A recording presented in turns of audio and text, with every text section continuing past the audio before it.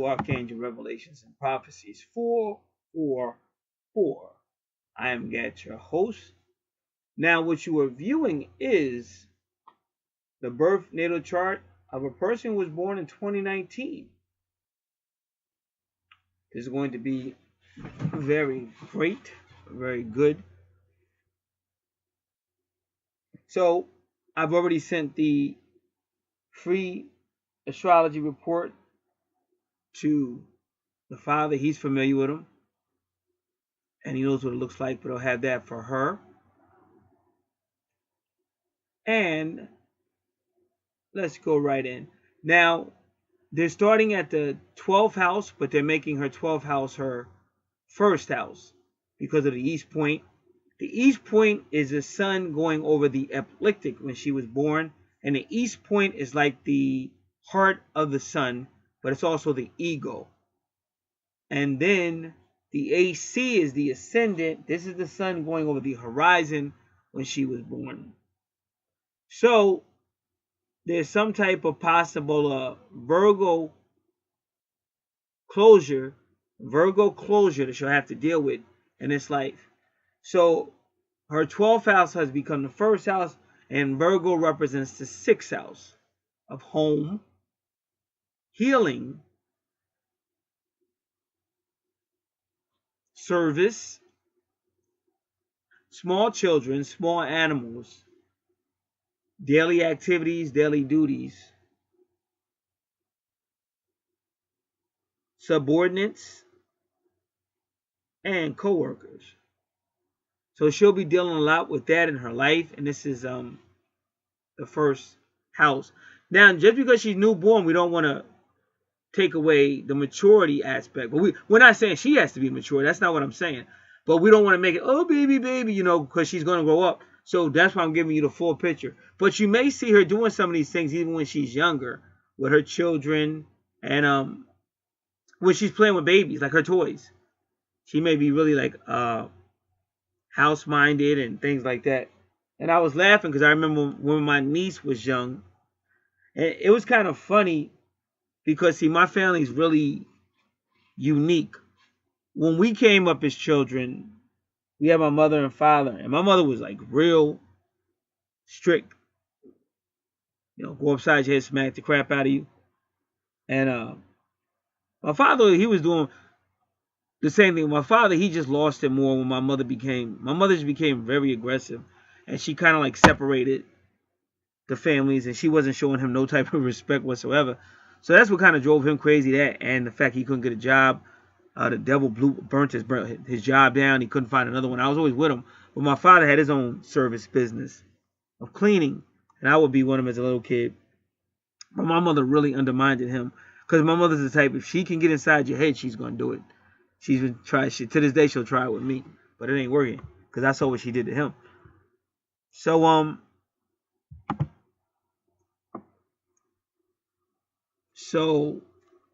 my mother would smack me or my older sister easy, but she wouldn't hit my younger sister. Younger sister was a baby, and my younger sister was the mini me of my mother.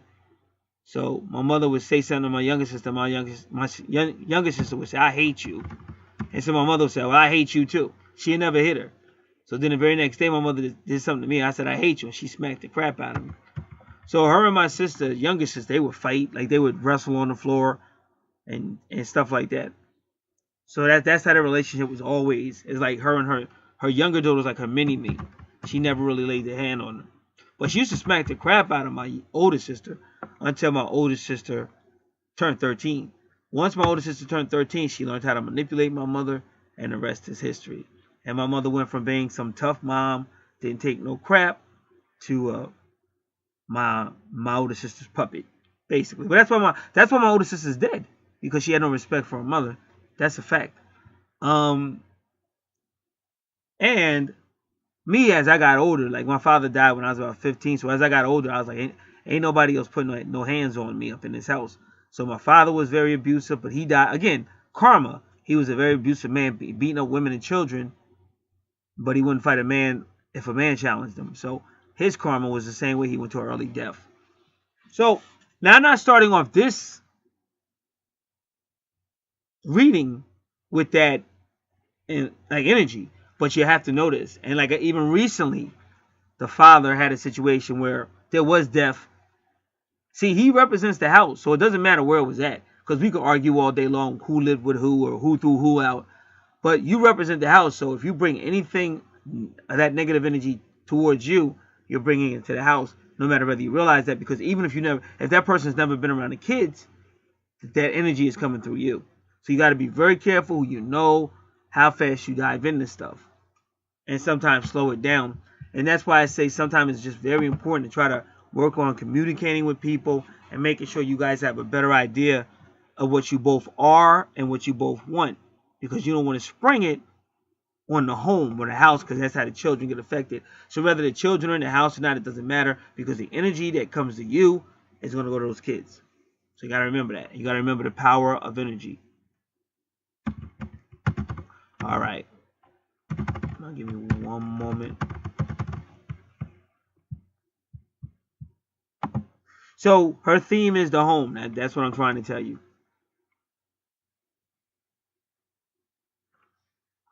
Now,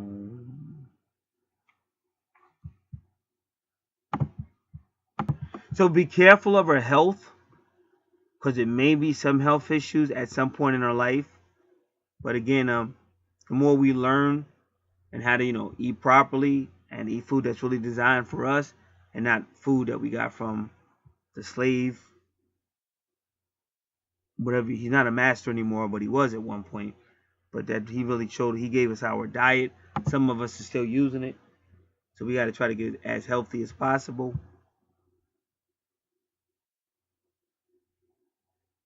Spiritually as well.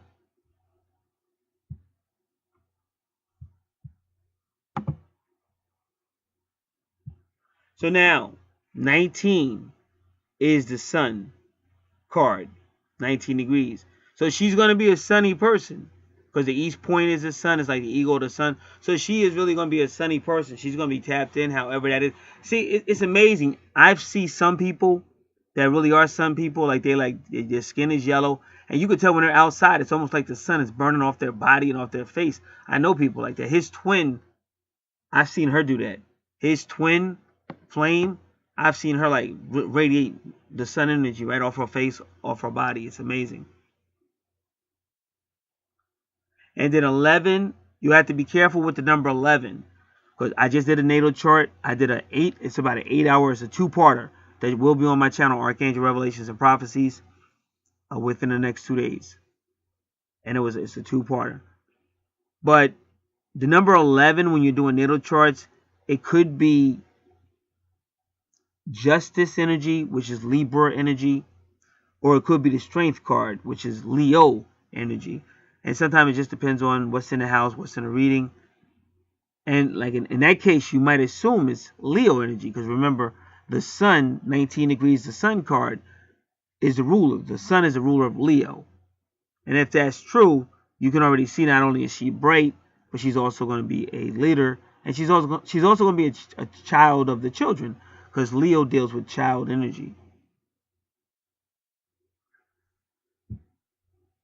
Now her ascendant is 21 degrees, which is Saturn, the world card. So this is some type of karmic arrival. Karmic arrival. And when you see the world card show up in a reading, it's usually dealing with something that's karmic.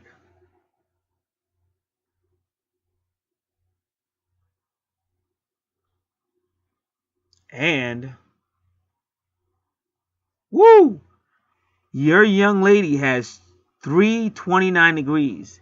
That's anoretic. That's all about karma and significant times in your life. Don't worry, we're going to go over all of it. And that's powerful. So that's why I try to tell people, always try to, if you can, whether you're with the mother or not, try to have a peaceful relationship with the mother for the benefit of these. Because our children they're not just, I'm not trying to make a song, but they really are the future. And we get so caught up in third dimensional that some of our children really could change the world.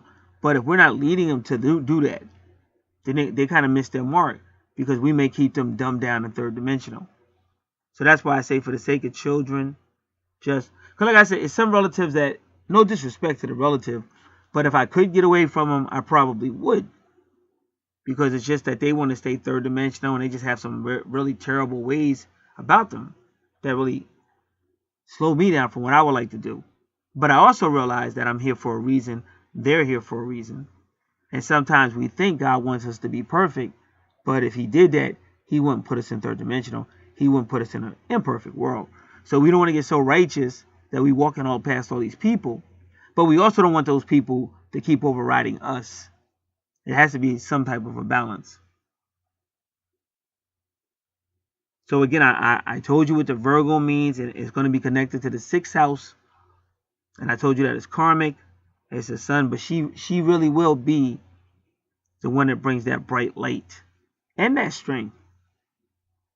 And she probably will get along with children well, even though she's just born, but she probably will get along with children well, and she may be somewhat of a leader among the children because of that Leo energy, that sun energy, and that Leo energy. Now you see it again, number 50, but number 50 is also like number 5, so that's still 5th house or Leo energy. So Virgo is her ascendant or rising sign. So let's look at some more of her numerology.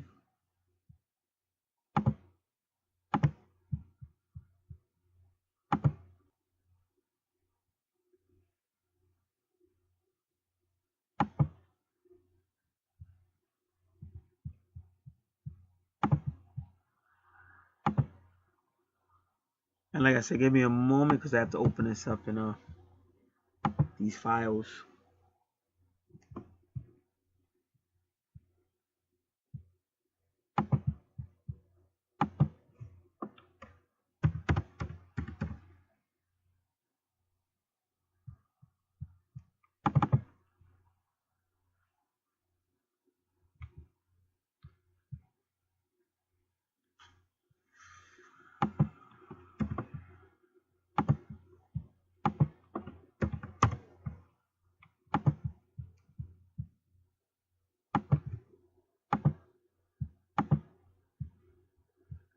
Just bear with me, I'm almost there.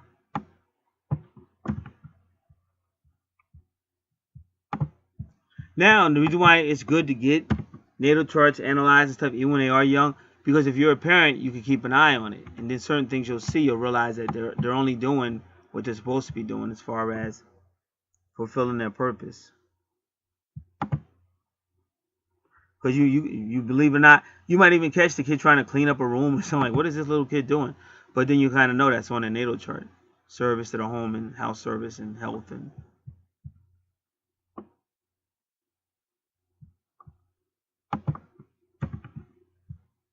or you might see a kid who's trying to take the lead, and it might be, you might tell the kid to sit down, But when you realize that's on the chart, so they're really only doing what they're supposed to. So the way you address it might be differently because it's on her chart to be a leader. So it's not that she's just trying to be bossy; it's really on her chart.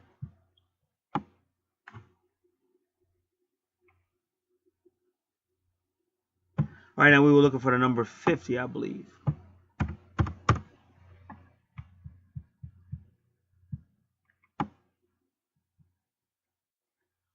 So expression of personal freedom, adventure, sensuality, curiosity, varied experience, and wit.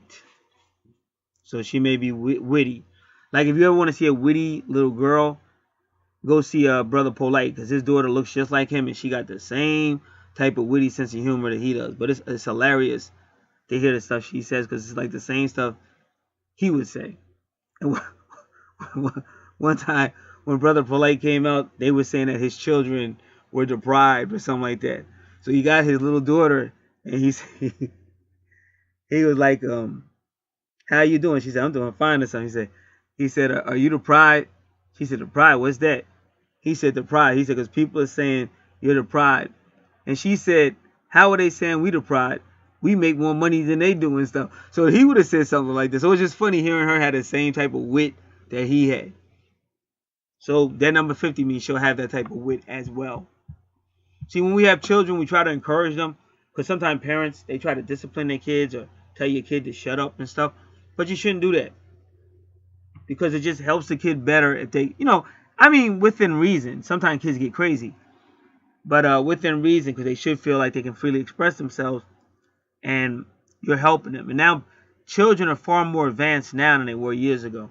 But you really do want them to be aware and alert, because she may be out there walking around, and some nut job might be out there. But if she's aware and alert, she'll kind of perceive, what's he doing out here? Why he keep looking over here? Why is he trying to edge up? And she'll know what to do. But if you don't teach your kid that, then she don't know. Then she grabbed up in somebody's van somewhere and never see her again. So you got to really teach your kids. And you have to understand, the universe knows what it's doing. So there's a reason why they hit it with a 50 in the first house and a wit and things like that.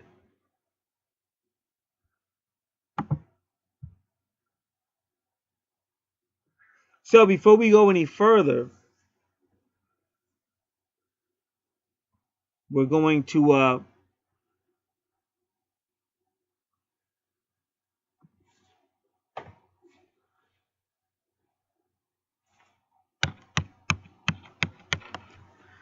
go into the 6th house, which is that. Oh, I didn't know she's the same sun sign as you. She's an Aquarius.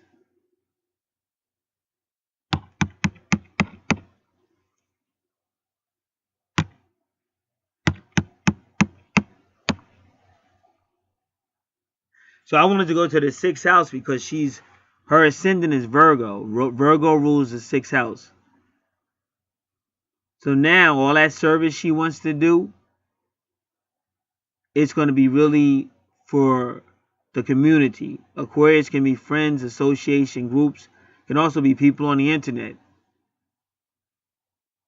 So she's going to kind of like open up her home at some point in her life. Whatever her home represents, she's going to kind of open it up to the community, friends, association, groups, in which she'll try to offer service to.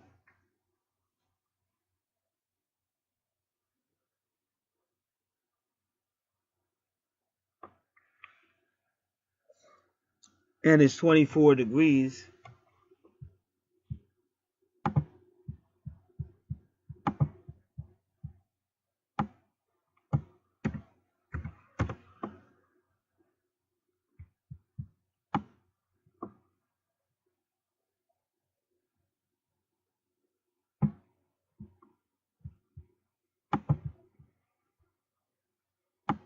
And the number 24.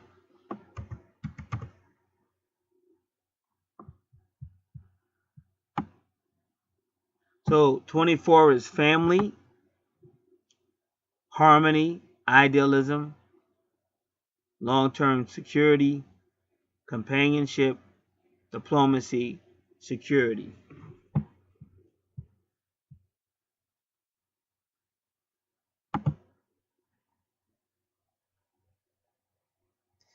And the number 2 usually relates to the high priestess.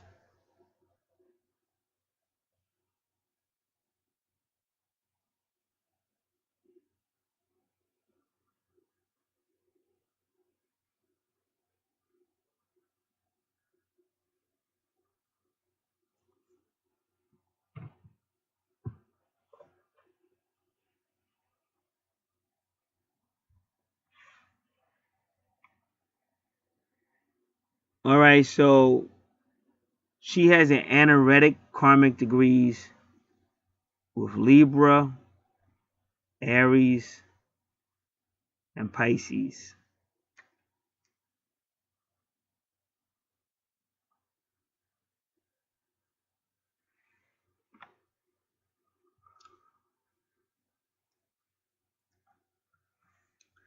So when we look at her 3rd house, the 3rd house is ruled by Gemini, but Scorpio is there. Now, Scorpio can be anything, and all you got to do is know everything that's in Scorpio. Is look at the free report And the people responsible for her natal chart, they turned her third house into her eighth house, with Scorpio being there. Now, the third house really is about young children, young education, short drives, short distances, the brotherhood. It's a very creative house, the third house.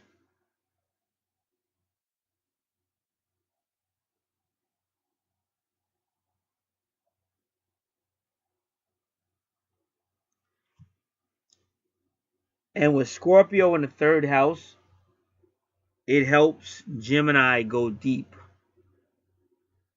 Because Gemini doesn't really like to go deep. They don't like to really get a lot of information.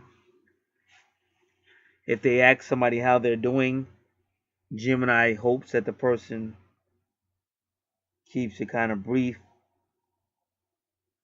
Yeah, because Gemini doesn't want to know the whole story, and Gemini doesn't want to go deep. So they put Scorpio in the third house, Gemini, to help Gemini get deep. And it's not just going deep, but they also want you to feel it. Because Scorpio is a powerful, emotional sign.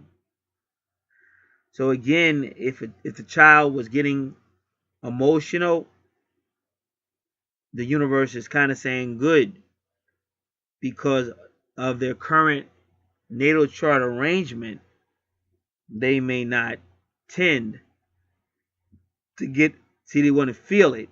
So they put Scorpio in the third house to make you feel it. Because otherwise you would just go, hey, how you doing? Oh, man, I felt I broke my back. Oh, man, sorry to hear that. But they're going to keep it moving. They're not going to really. But when they feel it, it's like, oh, wow, that must have hurt. Oh, how are you? Oh, take care of yourself. Oh, don't sit down, sit down. Oh, is it anything I can do for you? Because now they really feel it. But otherwise, so that's why they put Scorpio. When I say they, I'm talking about the creators and who did this natal chart.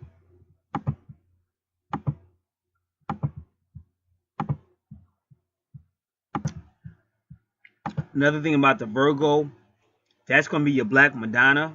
Some people would say the Virgin Mary, but that's really the Black Madonna or Isis. And like I said, like my mother's a Virgo, and then my older sister was a Virgo. She's no longer with us.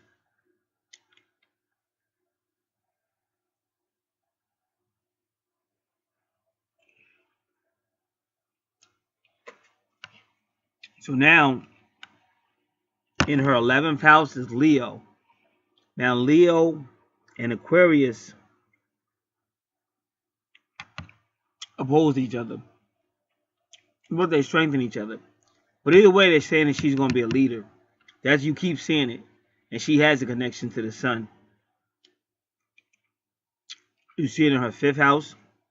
Let me take that back. You see it in her 6th house, but you also see it with that number 19 degrees, which is the sun card. So she's definitely going to be a leader. And remember, Leo is always going to deal with the leader, a courageous person, bold, a leader among people, loyal to friends, generous. And some people say Leo might be egotistical or boastful. It could be. And, you know, in the early days, kids are going to be kids. Because even when you read about Jesus Christ when he was young, he was more assertive and more quick to strike down anybody who was opposing him or giving him a hard way to go. But as he became a man, he wouldn't use his power to like kill people and stuff. But when he was a kid, if he thought you had it coming, he'd take you out. And then they would have to beg him to resurrect people that he had killed. So that's why I say sometimes you got to remember, we live in a totally different time.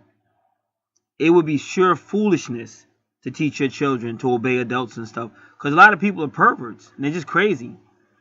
And you hear about a girl that got away because she kept fighting. You know? So you don't teach your kids stuff like that no more.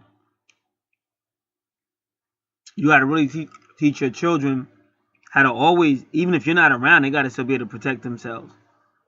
And that could be an everyday process. If you're playing with your toys, you still got to be looking around, making sure everything's safe. If somebody show up or whatever, and they got intuition just like you do. They got instinct just like you do. So they know how to get the heck out of it. Because I know how I was when I was little. I haul ass. If anything didn't look right, I was out of there. I heard about truck drivers and stuff, because truck drivers get away with a lot of crimes because they go from city to city, state to state. So they'll go to a state, do some wild stuff, and get out. Nobody knows it's a truck driver. So I remember one time I was riding my bike and the dude tried to call me.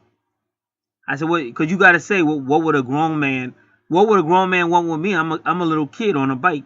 Why are you calling me? I can't help you. As soon as I seen it, I hauled ass.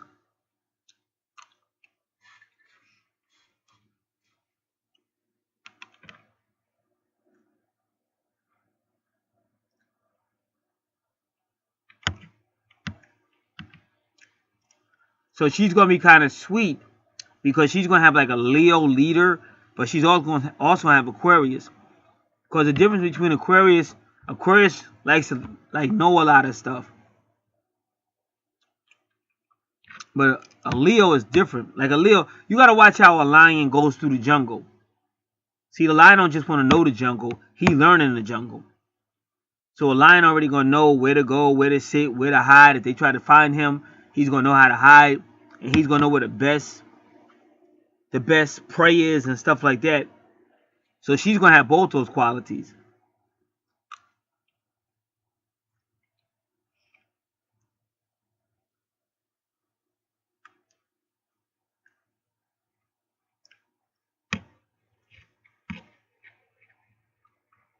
So really, her ascendant is Virgo, but her sun sign is Aquarius, but it's still in the 6th house.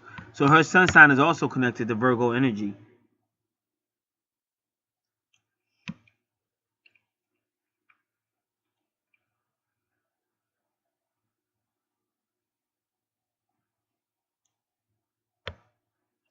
Now you still have to read about Scorpio. So you have the free astrology report. Read about Scorpio in the 8th house, because her 3rd house is the 8th house because of Scorpio. But Scorpio is all that supernatural stuff, the hidden knowledge stuff, alchemy, death and rebirth, all that stuff that the Egyptians knew. Because the 3rd house is like your house of creativity and publishing. And even like a Scorpio in the 3rd house could be like a prophet or a prophetess. But each person is different. So that's why I don't sit there and read that whole thing, because a lot of that might not apply. And again, once a person has a natal chart, you just have a better understanding. Like if you take the natal chart seriously, you have a better understanding. So if you were to get a psychic reading or some type of reading, the more they talk, or even a tarot card reading or any card reading, but then you would know where it was going, because you could just, what sign are you talking? What's the zodiac sign? And you would know where to go. Have a better idea.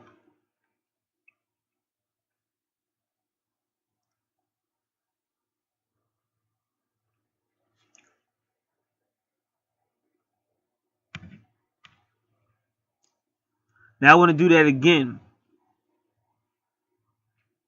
Really, I thought, because I was going by the number, but it's not.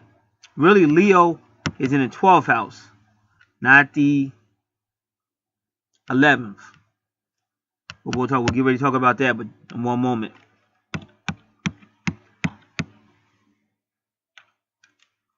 But what I said about Aquarius in the 6th house, like I said, that Sun in Aquarius in the 6th house, but it's still Virgo energy, so that's true. But now Leo in the 12th, again, this is going to have to do with a leadership. And your 12th house is the house of inspiration. It's ruled by Pisces, the house of service. So what they would have to learn, because some people say, well, you got Leo in the 12th house, so that means they're going to be a leader in the 12th. But no, it's not. They got to teach other people, because your 12th house is the house of service. So they got to teach other people how to be leaders in the 12th house, because that's the house of service. It's the house of karma. And also your 12th house is where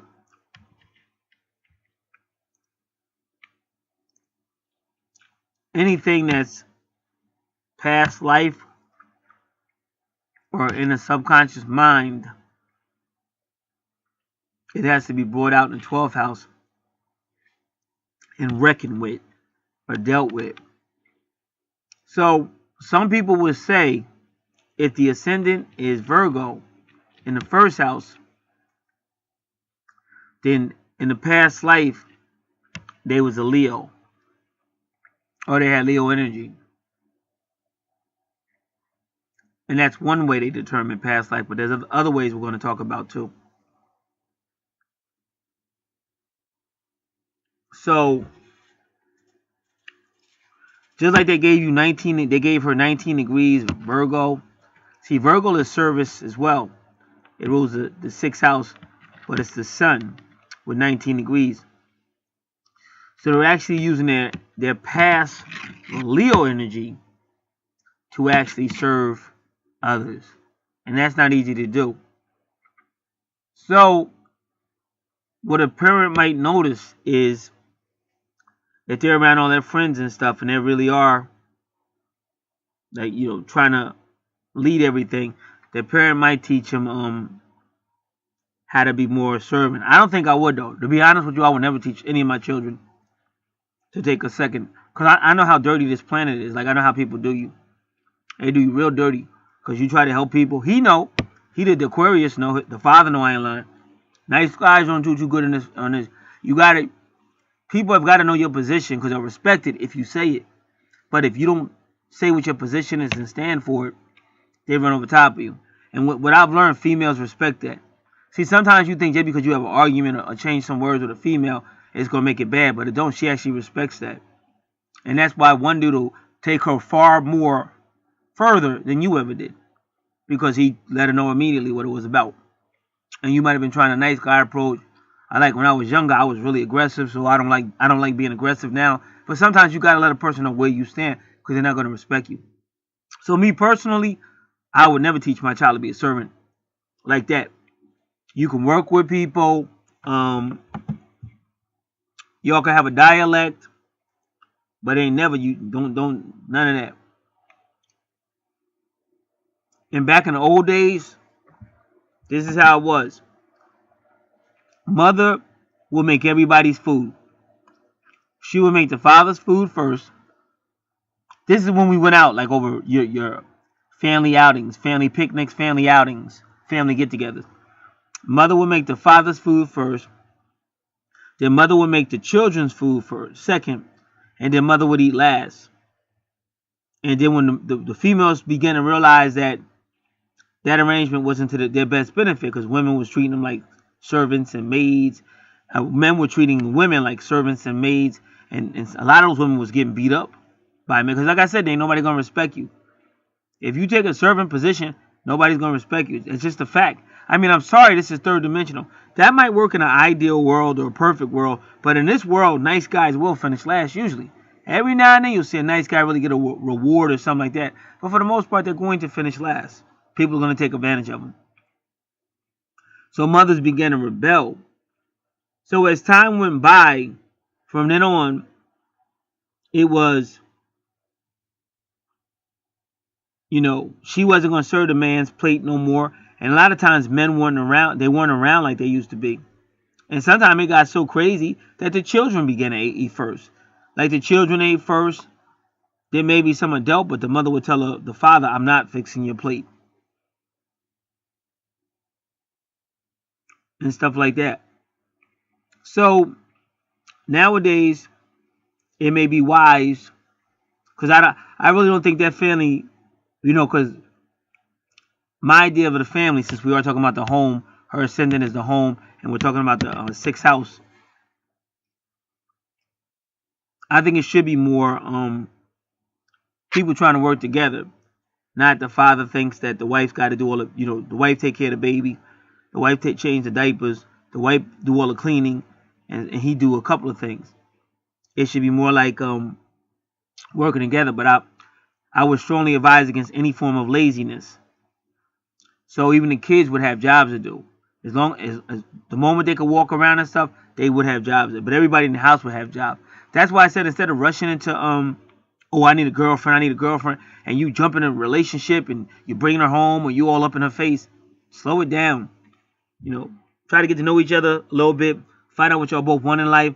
What are y'all looking for and stuff like that. Because otherwise, what you got, it's not really these modern people's fault because they don't know no better. But all you're gonna have is a relationship. You ain't gonna have no type of family mentality, nothing. And then the relationship probably gonna fail because you didn't put no standard. It's gonna fail. And then you still gonna be like single looking for somebody else or something. So you gotta kinda know where y'all coming from, what y'all trying to do, and how y'all gonna do this together, and then how y'all gonna do this together. So communication is essential. Like I said, especially when you got kids, if that's what you want. You know, if you want a stable foundation for the kids.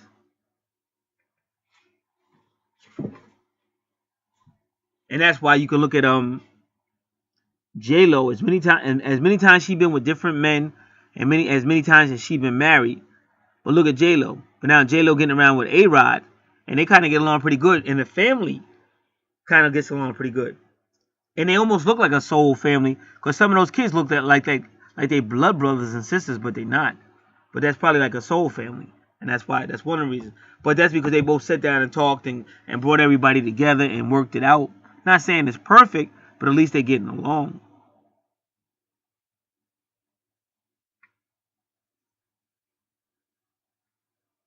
So now her 11th house is Cancer in Aquarius, because Aquarius rules the 11th house. So if you notice, her 6th house is with Aquarius in it, but that's Virgo, that's the home. It's a lot like her 10th house. I'm sorry, her 11th house, which is Aquarius, but now it's the family.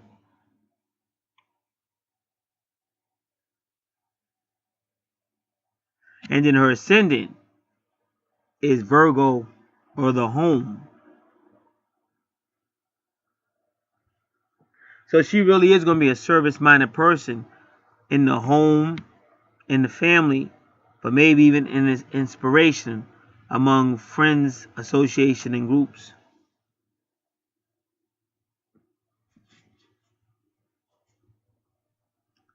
Now her true north node again is Cancer in the 11th house. So that's treating friends, association, and groups like family. It could also have, because see, the 4th house also deals with teenage to adult education, land and property or real estate, the heart or the health, family and ancestors, and even the mother, who is the Imom Coeli, in the subconscious mind.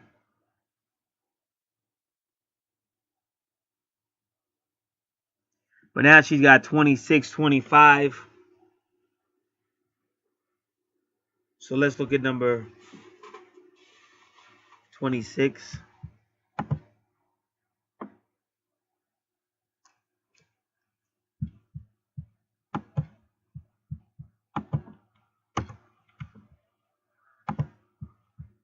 Okay, so we really want to understand what that 26 degrees is with her true north node. And your true north node or your north node is your life purpose. This is why you're here in this life, and that is her 11th house of friends, association, and groups, ruled over by Aquarius.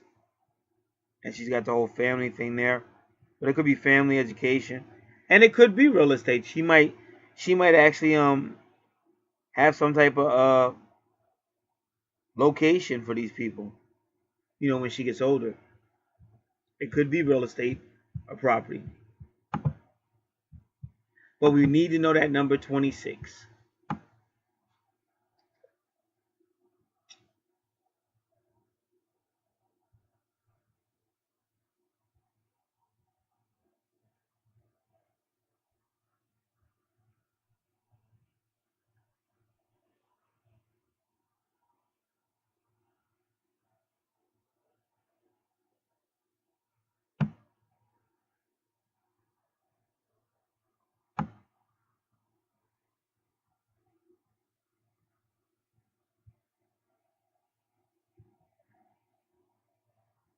Number 26 could be an office manager, politician, organizer, just like we were talking about. And they might organize charitable events, but that's the 11th house. So that is Aquarius. And a lot of times Aquarius is charitable events and stuff like that. Because Aquarius represents the community. It could also represent a higher technology or creating things from technology.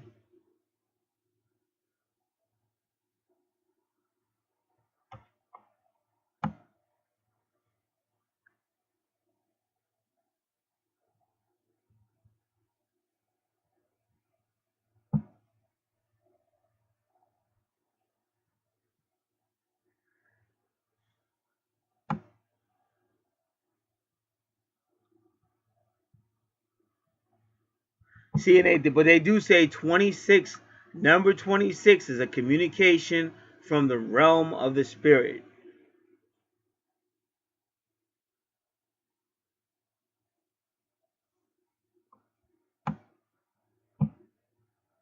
So 26, the number 26 represents sacred communications.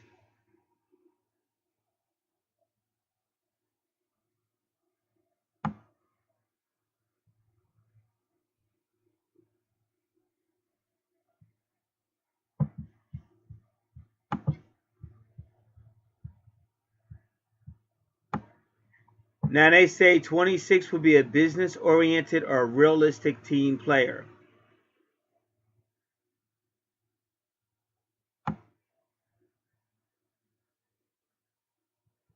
It's kind of like when a god or a spirit tells a human to build a church. So the human is being business-minded and getting the church built, but it actually was a spirit or a god that gave the order to get it done. So that's what like number 26 means.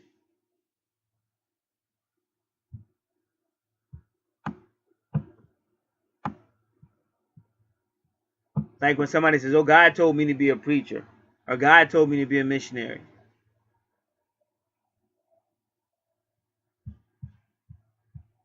So that's what you're seeing here.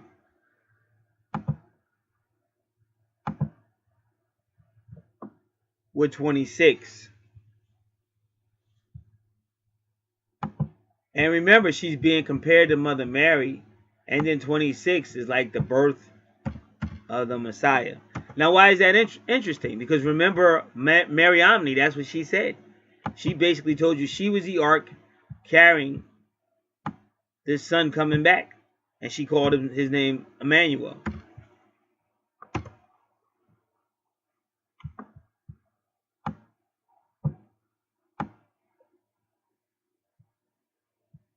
And that's what he did. He came to the people.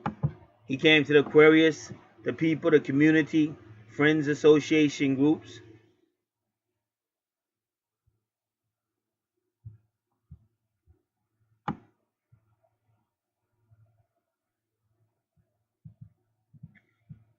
So 25 means the person is analytical and intuitive.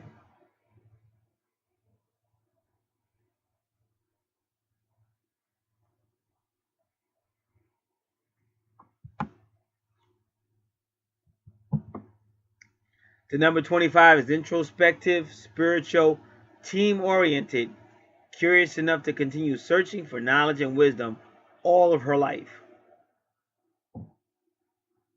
The number 25 is somebody who is very perceptive and wise beyond her years. She can spend time alone or with others.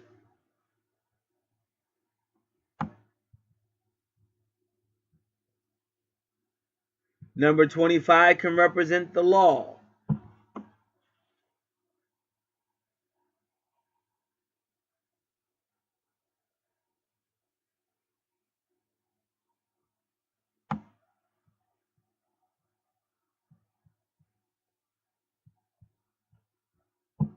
The number 25 can be intellectual and sensual, complex but logical.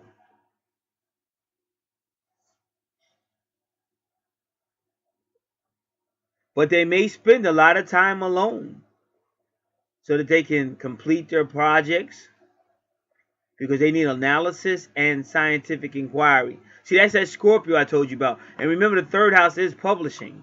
So this person will be taking things from that eighth house, which is what Scorpio rules over, and publishing, making it public. That's why you really want to get familiar with the eighth house ruled by Scorpio. And Scorpio is ruled by Pluto. And that's why you got the free report.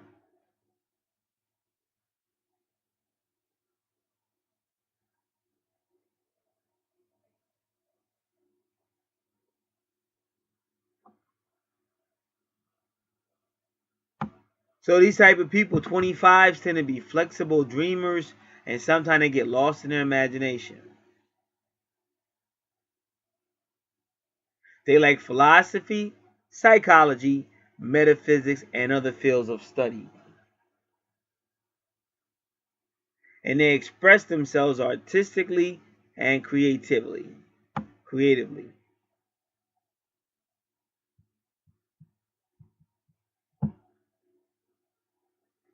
They can be both emotional and spiritual.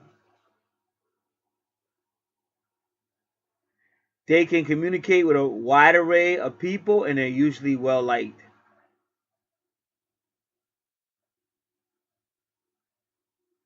And they can look into people's souls.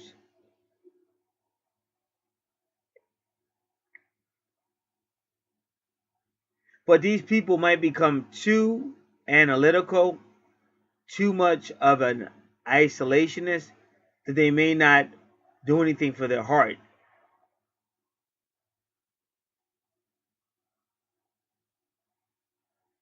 So if they don't work on getting to work well with others and being sensitive to others, they may seem cynical and unemotional at times. See, sometimes it's hard when a person has a calling because you're trying to do what God says.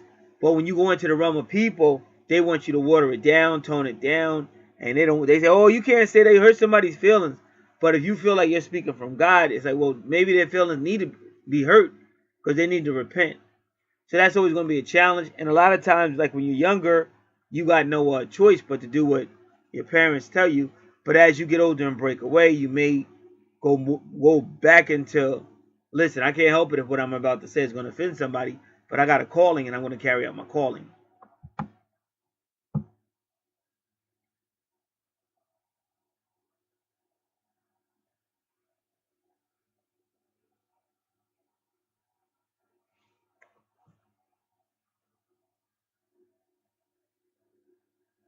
But 25 means they really want wisdom.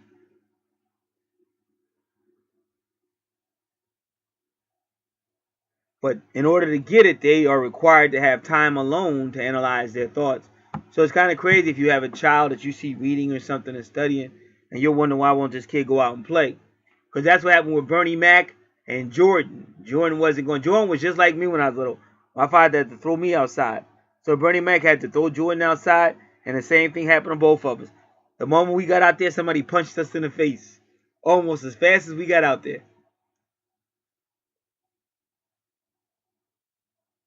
So this is how this ended. Number 25. 25 people should use the number 25 people should use their intellect and access to ancient wisdom to help others acquire better understandings of the world around them.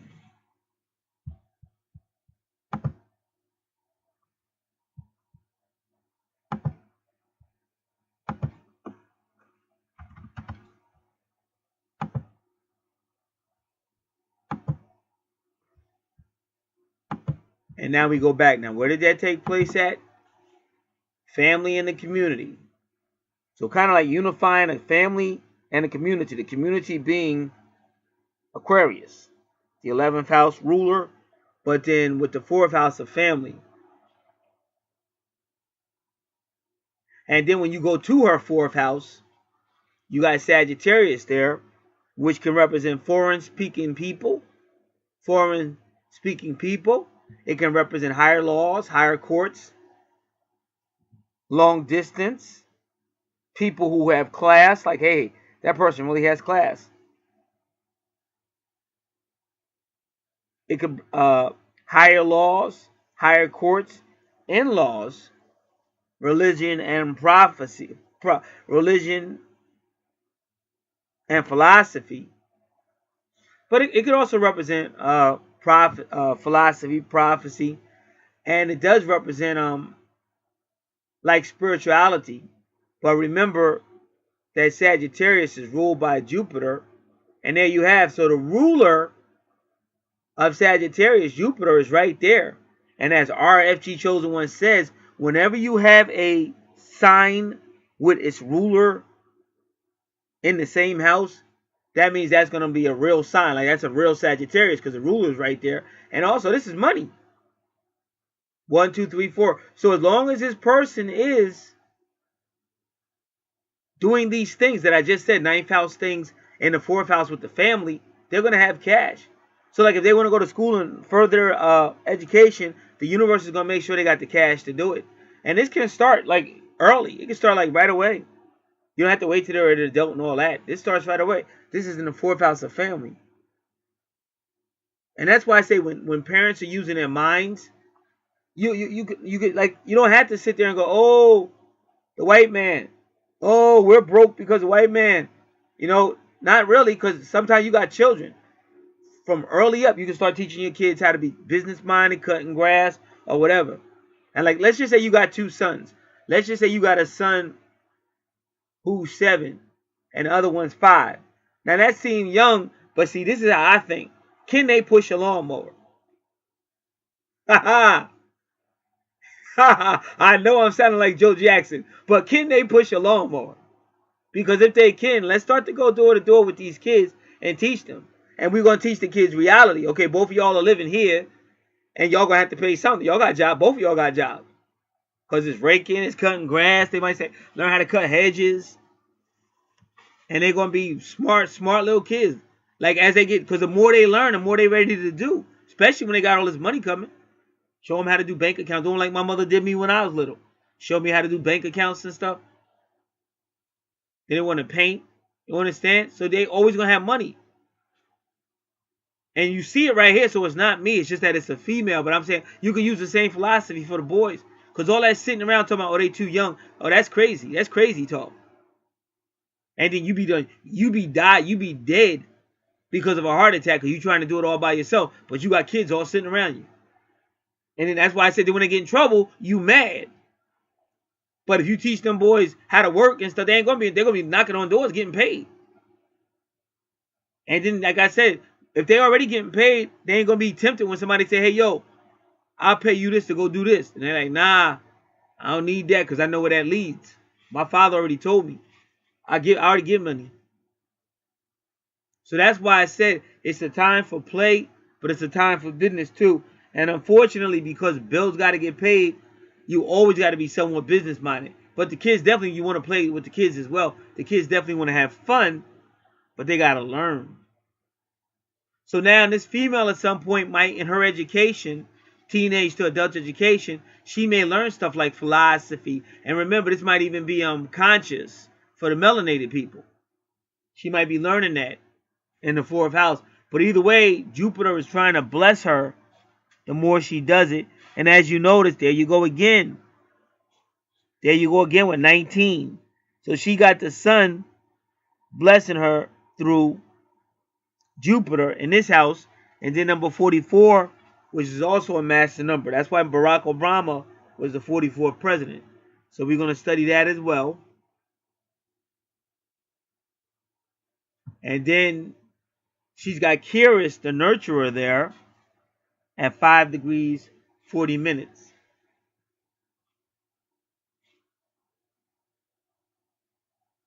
So her 4th house is a powerful house. And again, the universe is trying to bless her with Jupiter, which is finances and expansion, good fortune and expansion.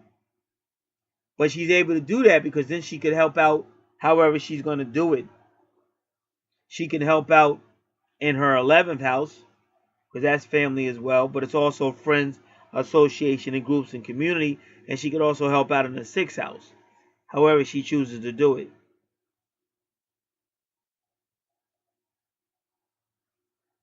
Sometimes people say, you know what? I'm going to get this going. And they'll start like a bus trip. But that's how they get paid. Because they find out how much it is, and then they could put on whatever their charge is, stuff like that. Like when you see a lot of people doing that, dudes like Bagley, but not just Bagley, but a lot of people do that. They'll have a trip somewhere, but they already put their fee up on it. You may not know that, but that's what they do. So that's what you're kind of seeing in this fourth house. It's unlimited possibility, but what they're trying to do is encourage the parent that this can start whenever. And a lot of times parents be way too protective with kids. Because my mother raised me on some Biggie stuff because my deuce wasn't giving me shit. So I was going out, cutting grass and doing everything. Then when I came home, her crazy self was accusing me of doing all kind of crazy shit. I should be insane because of my deuce. But I'm okay though, because I'm a tough cookie. She's a tough cookie, but so am I.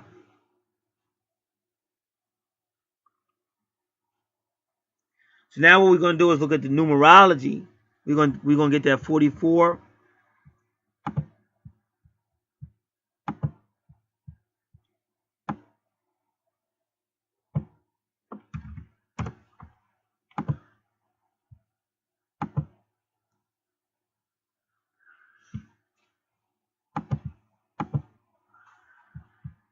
See, business. 44 is business.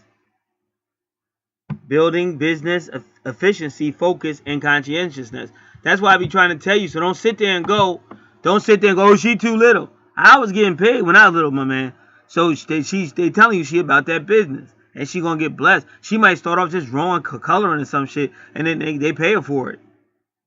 Oh, what a pretty picture. Okay, it's $2, nigga. You got something. $5 for the picture or something. You know, it's a nice picture, but I don't want to spend $5 for it. You got $4? Alright, $3.50. That's my last offer, nigga. You never know.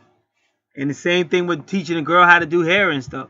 This is stuff they could be doing. That's why I'm just keeping it 100. All that sitting around talking about welfare or the white man, you got all them kids. Like, them kids could be doing something. Like, that's how I look at it. I look at it as survival. You know what I'm saying? It's survival. It don't got nothing to do with racism and all that other stuff. This is survival, man. These people don't care nothing about us, and these food stamps ain't enough. I'm saying for people, it could be anybody. I'm not making this directed to any one person. So don't think I'm trying to say this person. That's not what I'm saying. I'm saying anybody with kids in this day and time, you got to think smart. You got to think business-minded. And you teach your kids to be smart from an early age. They know how to look around. And even the first day when they go knocking on doors, you could even go with them and stuff. And that way the people know that you know them. Like when you be on a doorstep with your kids, they know you've seen them and you know them. So there ain't gonna be no funny stuff. And that's like they say, oh, tell your kid to come inside. No, my father said, don't ever come inside nobody's house. And they be talking crazy, like I said. They talk crazy, you know how to haul ass, come get your dad or whatever. Or if you feel the need to hit that horn, hit it. Somebody talking crazy, hit that horn quick. Lock that crazy fool up. That way you saving some kid from getting hurt by this pervert or something. So you just can't. That's why I said you can't sit back and blame the white man for everything. You got to realize it is what it is, and we get this possibility, and that's what you're seeing in the fourth house. The possibility to be blessed by Jupiter by being business minded with your creativity, and that sun means it's gonna be great. Like the sun is gonna be bringing you all kind of opportunities. That's like two of the greatest things in the sky that proves financial success is the sun and Jupiter, and she got both of them. And she got 44 telling you business is going to be good. Now that asteroid is Curious at 5 degrees. Again, that's Taurus energy. It's also Leo energy at the 5th house. And Taurus is all about that money too. Because Taurus represents the 2nd house of possessions, value system, and finances.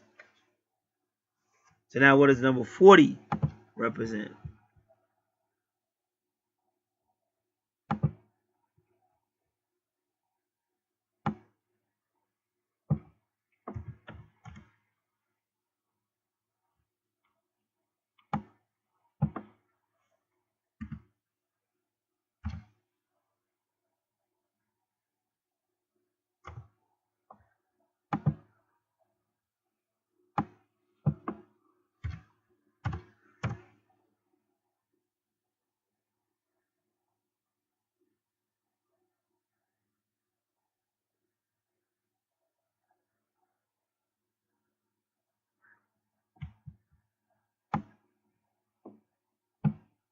dignity, security, focus, method, dedication. In other words, hard work.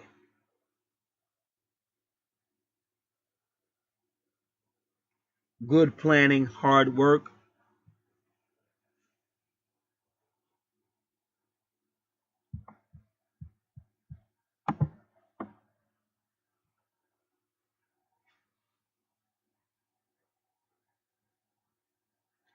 All right, so far we did house number 1,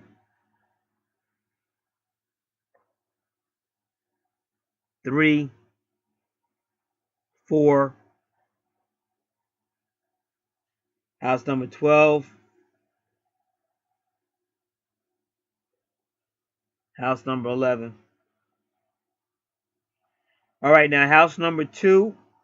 Now Venus rules Libra and Taurus. So her house number 2, Taurus rules house number 2. And you got Venus there. So her house number 2 is a Venus house. Because Venus rules both those signs, Taurus and Libra. But now, something you're going to have to teach her, because whenever you have Libra in the second house, this is a person who don't necessarily want to make money unless they're doing it with somebody else. And you got to be careful because a lot of females get played out with that one.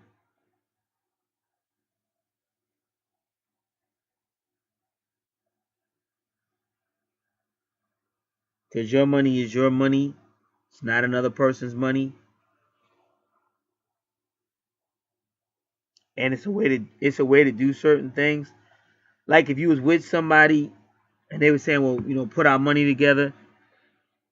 You can put some money together if you want to do it that way, but not all your money together because it's not that person's money, it's your money. So you should never view your money in harmony with somebody else. It's your money. Because that's an easy way to get played out. And that's how somebody who don't deserve control over your money gets control over your money.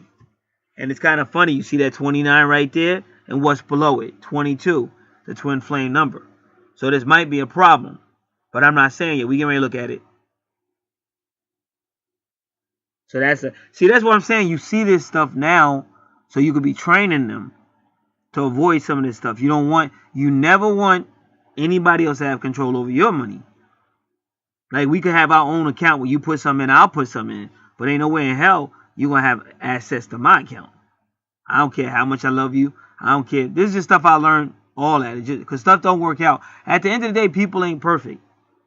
So even the most well-meaning person is going to fall short of something. And people be having problems with the in-laws and just all kind of stuff.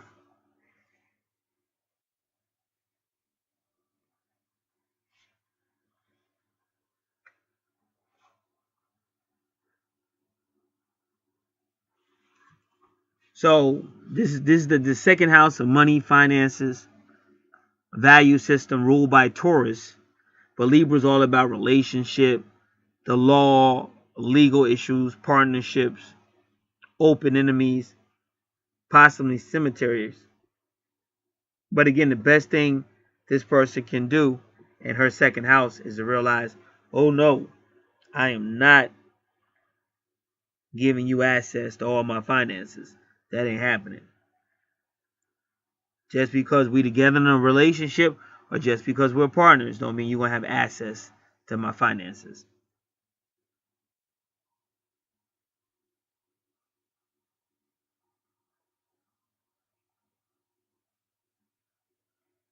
Now, Palace shows soulmates.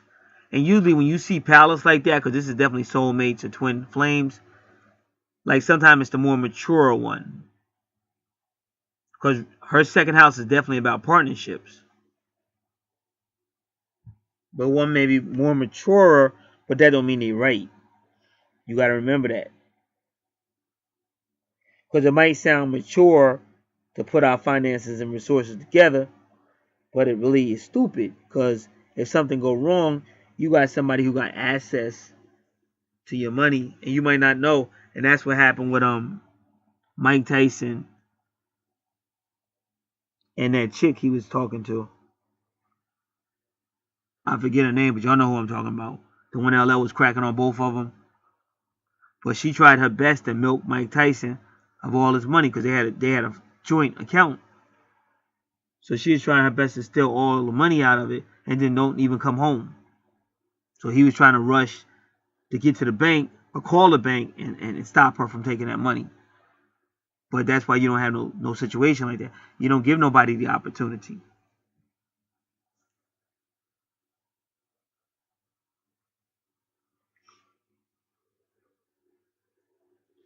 So let's try to find Palace in Libra. I probably have it already on my computer, but let's try to find it online.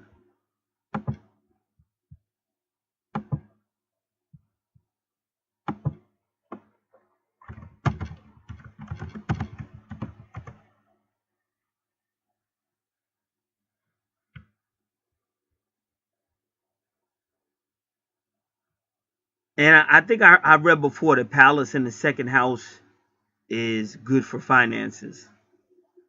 But we'll look for it. Just give me a moment because I'm kind of looking around.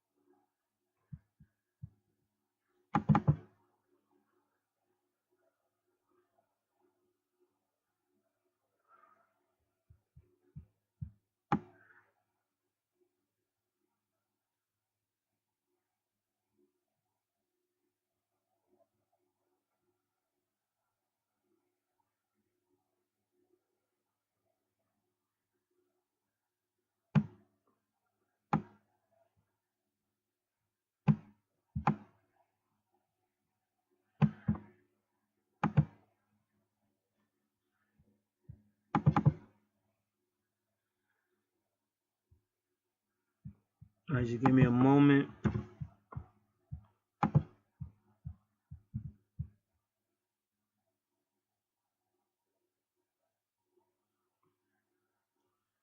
So Palace and Libra is all about balance or working together or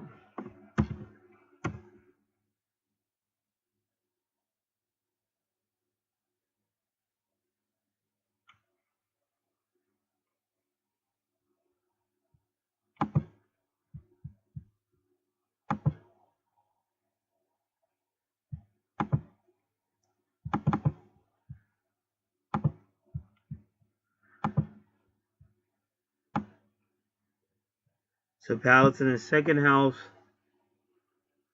having financial strategy, having a battle plan. So again, they might work together well financially, but still, you don't give somebody access to your money. And some people may think, well, if they got more money than me, yes, I would, because now I have access to more money than I already had. Like each person thinks differently, but that could backfire too. Like I said, each person got to make their own decision.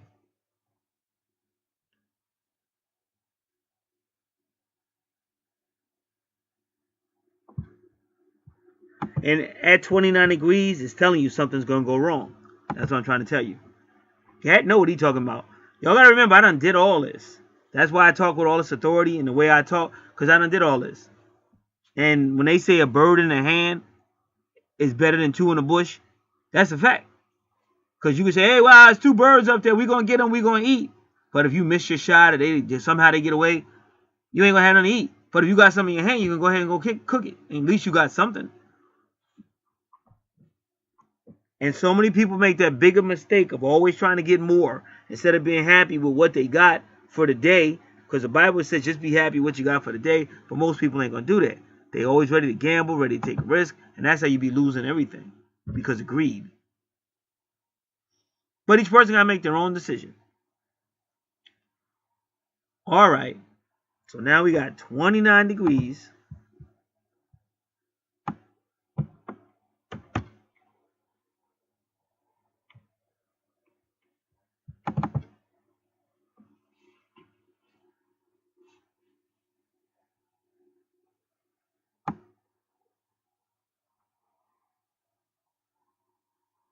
So now this is the area of life that's going to remain unsatisfied is Libra. But I don't think it's so much Libra that's the problem. I really don't. I think it's Libra in the money house. See, that's the problem. Trusting somebody with your password and access to your cash. That's what the problem is. So that's why I'm saying he could be aware of that. Because we already learned from her fourth house that she's going to have money. If she does what I said in the fourth house, that's what the chart said. But you make a big mistake thinking you're going to share it with somebody, because now you're leaving yourself vulnerable. And that's what 29 degrees is telling you.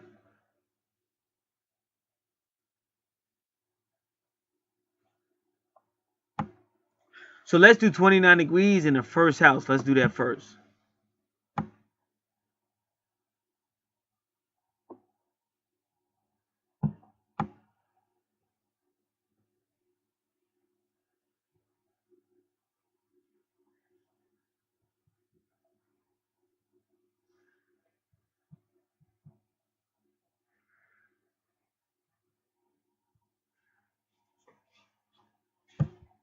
Just give me a moment. I'm going to try to find something online because I really want to know about this.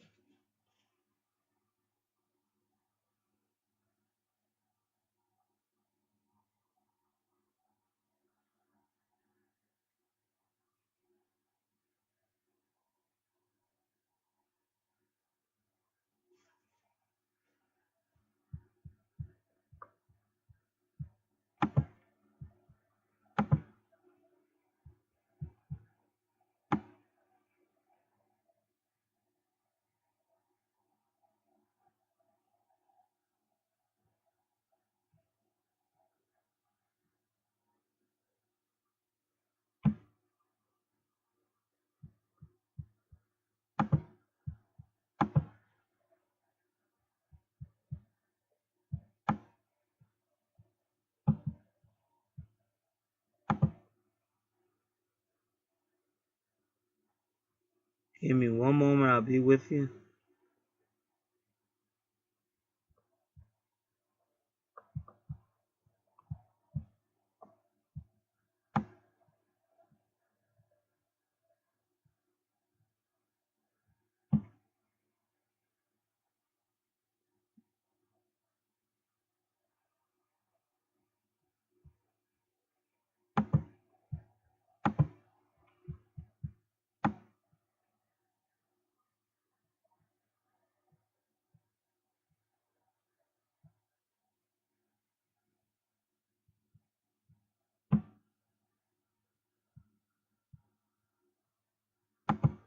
I'm almost there, bro. This one's important, especially because it's dealing with finances.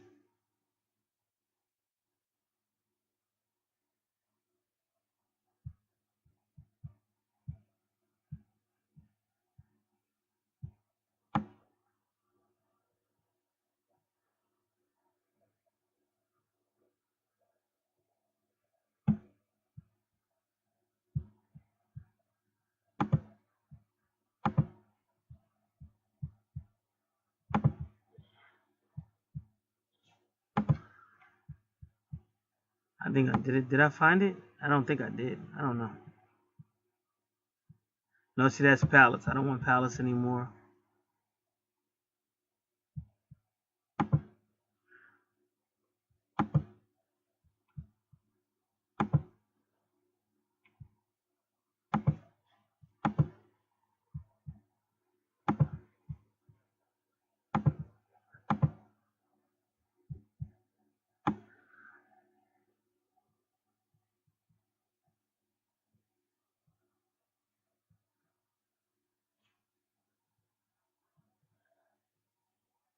Alright, I'm just looking a few things over. Just give me a moment.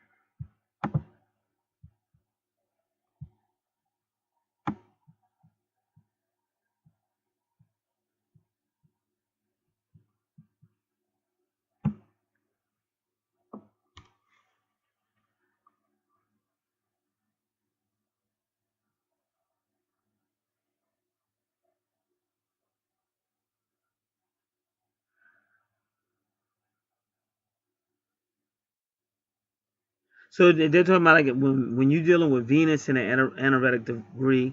She said Venus, Pluto, and Saturn. She said that in 1996, a girl named Kristen Smart was abducted in basically broad daylight and sexually assaulted. 6 years later, in 2002, Elizabeth Smart was abducted in basically broad daylight and sexually assaulted. She said both those females are not related. This had nothing to do with relation, location, but they both had the same name, Smart. And plus, remember, 6 is the number of Venus. Both these rapes happened 6 years apart.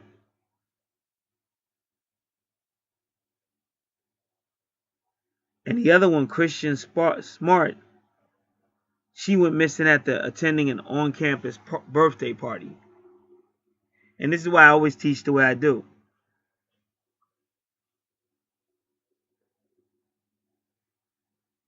And they say Christian Smart has never been found. But she's comparing it to Persephone. I always tell you how to learn Persephone, because Persephone was abducted in mythology, but she was abducted and taken down into the underworld, and then she was made to marry Pluto, the ruler of hell or Hades, and she could not. If she comes back up to the world, she can't stay. And when Persephone is where you get the telephone from. You get that from Persephone. And then that's why you say hello. Because what you're doing, you're actually celebrating when she got abducted and taken down into hell. And that was a rape as well. And her father was Jupiter, and the mother was Demeter. See, that's why I said we be studying stupid shit. But if you study stuff like I be trying to tell you, etymology and all this shit, you'd have a better idea. And you would also become more psychic, because you're tapping back into the frequencies of the universe. If not, you're being dumbed down. You might be looking at a YouTube video or doing some other silly stuff, and you don't get it.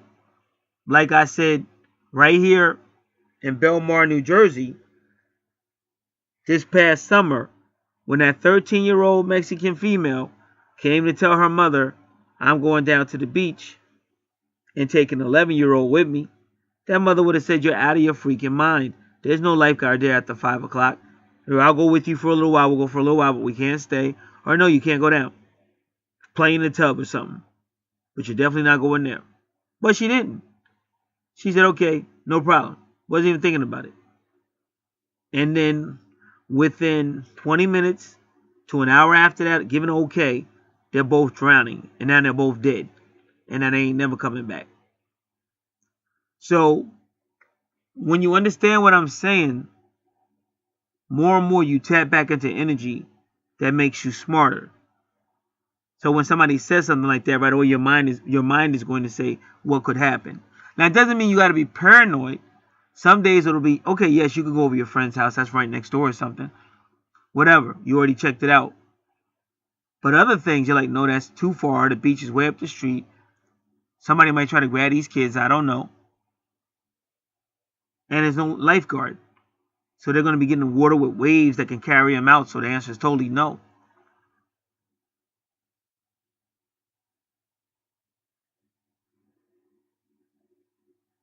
So they're saying how Kristen was home, or which was her home was campus at Cal Poly San Luis Obispo. They said Elizabeth was in her very own bed in her parents' home in Salt Lake City. Well, a lot of weird shit be happening because that's the Mormons.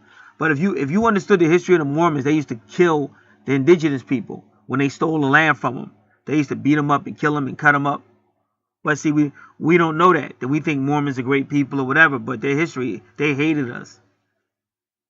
So it's nothing to see a female in Salt Lake City go missing. If you did your research, you would know that.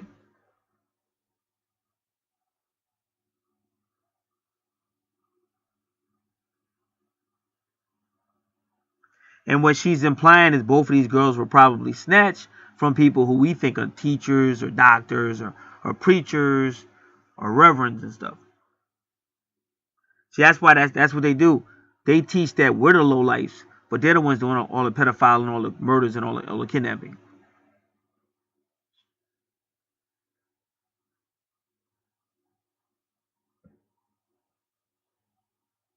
And this is why I said I'm always walking through the house looking around, because they said that this girl was home. They said the parents was home, but she still got snatched from her bedroom in the house. Elizabeth Smart. And also the other one, the little girl that got killed, and they don't know how the person got in the house,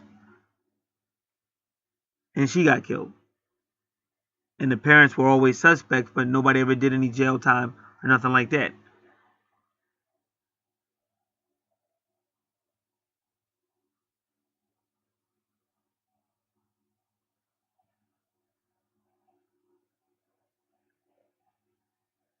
So she said she wanted to make sure. She said I'm not assigning blame, but just an astrological comparison for us to see.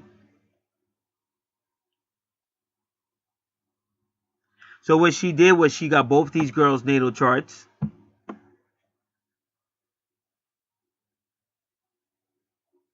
She looked at their natal Venus, their natal Pluto.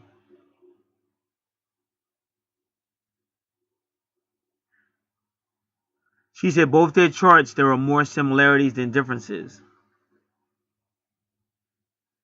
Kristen's natal Venus is in the 4th house, which represents one's home or family.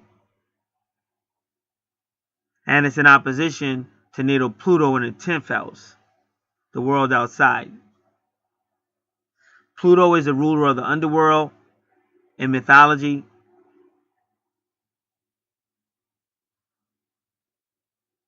And Hades.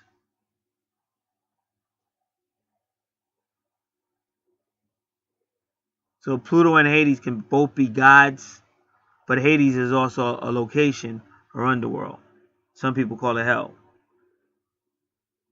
So Venus is associated with females, attractiveness, sexuality, affection, and vulnerability. And it's kind of funny because for the first time today, in the natal chart I just did, it is public right now, but I said just because you see Venus in the 7th house, because that's what these people like to say on YouTube to rip all these people off out of their money. So I was proving that just because you see Venus in the 7th house, that don't always mean love and all that. That could be, and I had already said it, that could mean abduction, that could mean a whole lot of stuff.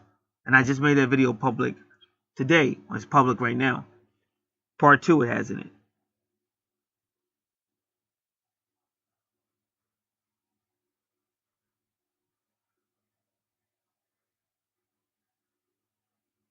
So they're saying you got to remember that in mythology, Pluto was considered the beast, the rapist, the abductor, and the ruler of all things of the underworld. So when you know about Persephone, that's what Pluto did.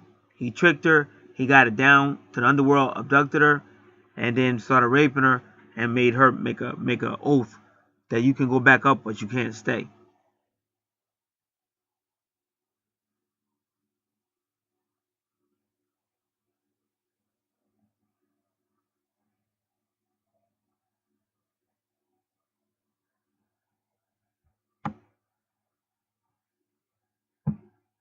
So she said Elizabeth Smart's Venus is in the 10th house in Scorpio, which is ruled by Pluto. And Pluto is in its own sign of Scorpio in the 9th house, the house of Jupiter, Zeus, Persephone's father. So remember, this chart, that's what it has. It has Jupiter, Sagittarius, and the 4th house, which is the home. And Jupiter was the father of Persephone.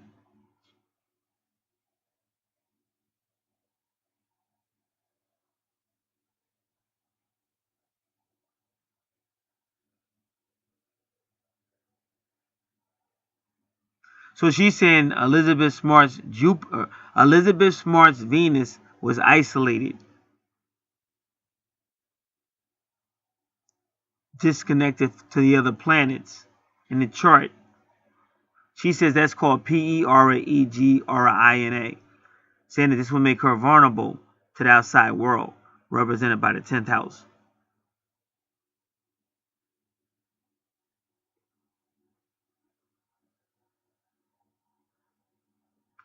Venus is an anaretic degree, also known as a karmic degree, which is the 29th degree of any sign. This can be a degree of crisis, urgency, or ending.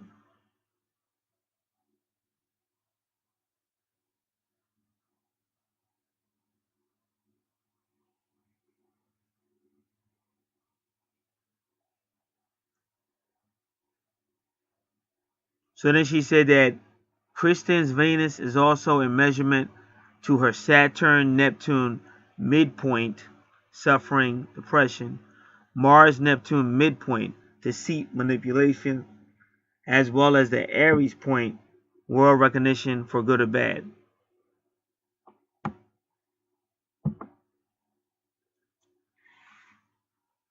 She says also as a reminder, Christian's Venus is within a degree of an exact opposite, powerful to Pluto. Elizabeth's midpoint measurement contact, her Saturn-Pluto midpoint, self-destruction, threat of loss, ending part of life, and Saturn midpoint, confinement, fear of loss, and grief. And although none of these are guarantees for destruction or mishap, there is significant potential for the threat of them.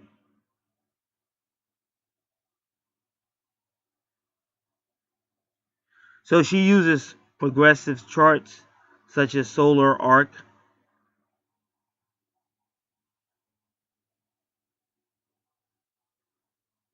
So she says you got to be very careful when you see like Venus and Pluto on a chart and where they are in reference to each other.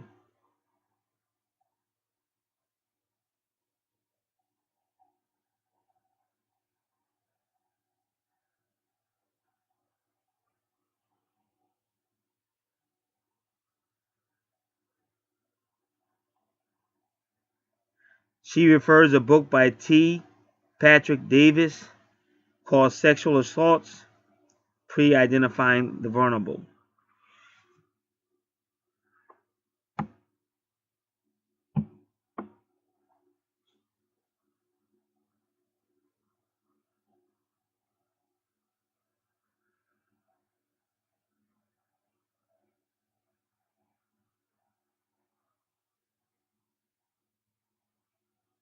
So they say if you know your chart well enough, you can see the warnings. So they say that Elizabeth Smart did make it back to her family alive, but Crystal Smart did not.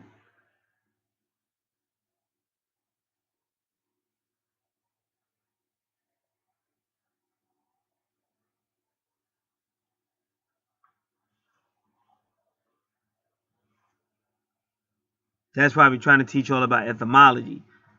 Both last names. So whoever went for them knew that. They knew their last names. They knew numerology. They knew astrology.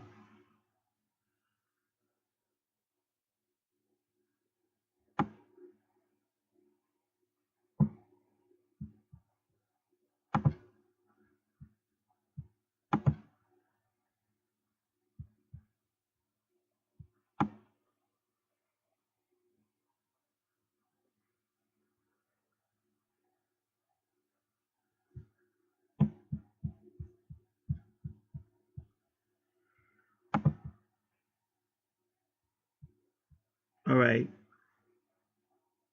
Going back to the chart. 29 degrees.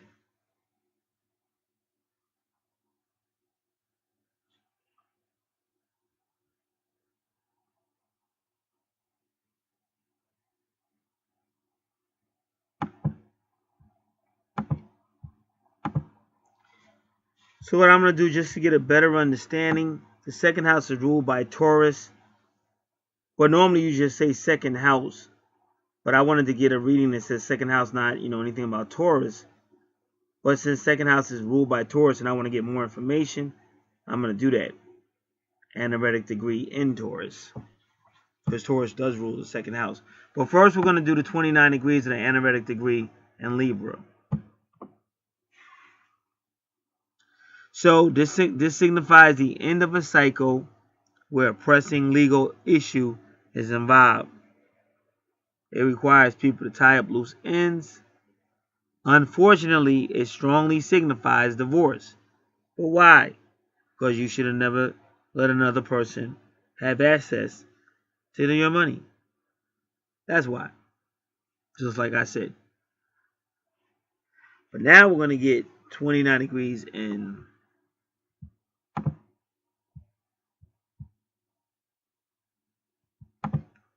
Taurus, because Taurus rules the second house.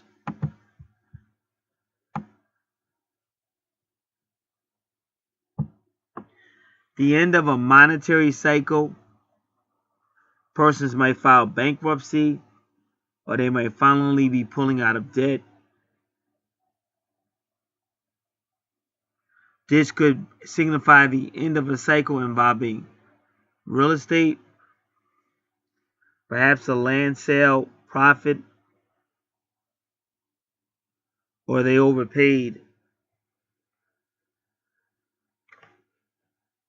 for that acreage. Unfortunately, some sort of financial crisis is denoted here. A new financial cycle is on the horizon. But it wouldn't necessarily be a financial crisis if she wasn't so naive and letting somebody share her money. Because she's going to have money, Jupiter, Sagittarius, but she don't need to be sharing her money with somebody else. So you see, that's the crisis that will occur. That's house 1, 2, 3, 4 that we've done. House 10 and 11 done.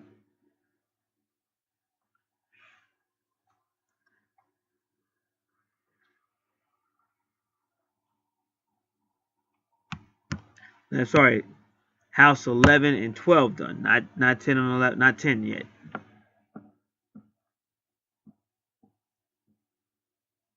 Wow. Woo. I'm looking at the Uranus and the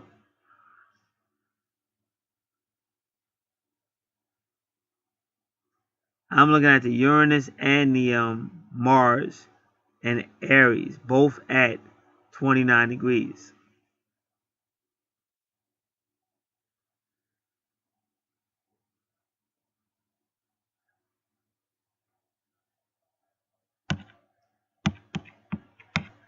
All right, so in the fifth house, you have Capricorn. Now, the Capricorn in the fifth house means this person may have found a way to make a business out of having fun. Otherwise, Capricorn in the fifth house is someone who's trying to control the fun. Well, where are we going? How long will it take to get there? When we get there, what will we be doing? Which rides will we be going on? How long is the waiting for the ride? So that's too much controlling. Now remember, she's already going to have somewhat of a Leo issue. But see, she would need to know that fun is fun. The fifth house is supposed to be fun. So that's too much bossy. That is too much leading. They may mean well, but We really don't need to know all that. Because most children, when they go to the amusement park, they usually just want to get on the rides. And they don't want you stopping, calculating this and calculating that, because you're wasting time. They feel like the faster we get in the line, the faster we get on the ride. So please don't stop. Come on, Ma. Come on, Dad. So they don't need somebody going where. And don't get me wrong, because sometimes that could work for a good thing. If you're lost, that person who has Capricorn and Leo might be able to say, hey, I already prepared for this in case it happened. Here's the map back home. Here's the directions back home. But generally speaking, people just want to have a good time when they're in the fun house. This is the fun house. The fifth house is the fun house.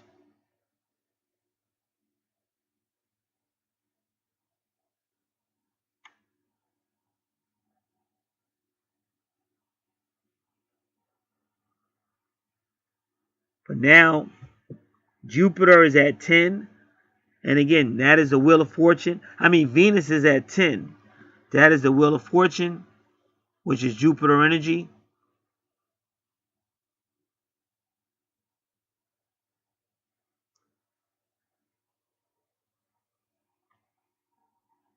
And it has the number 29. Now, is that 29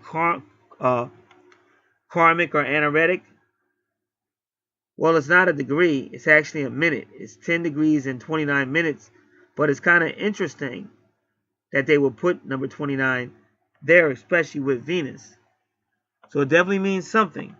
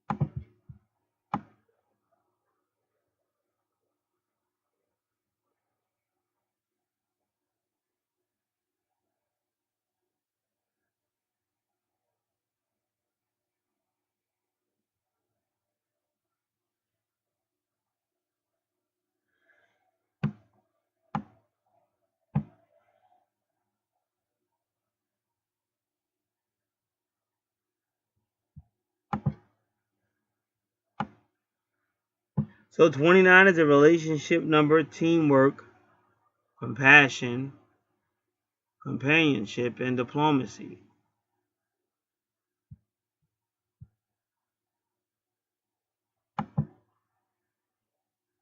So it looks good for love.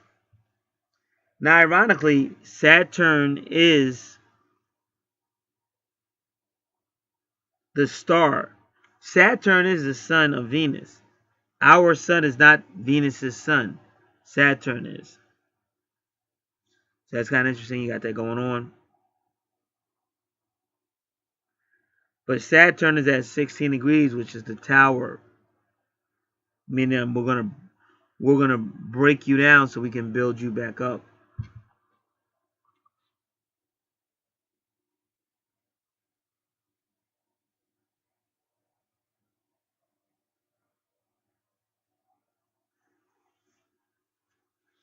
So it could be karmic. Because they say sometimes, because Leo is known for being somewhat arrogant or wanting everything to be on them, that they'll send Saturn and to calm it down, slow it down. Because Saturn manipulates time and it's still karmic.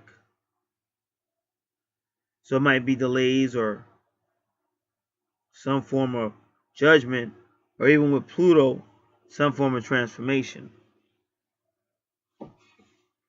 Now we know that number 14 could be the Temperance card or Sagittarius energy. It could also be the gates of hell, the angel of time.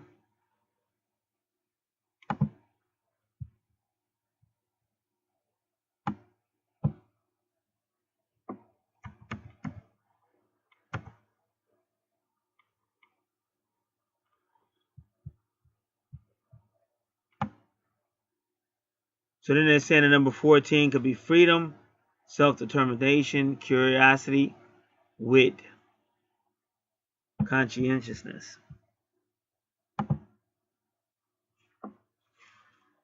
But that's still through Saturn causing some type of tower down, tower up situation.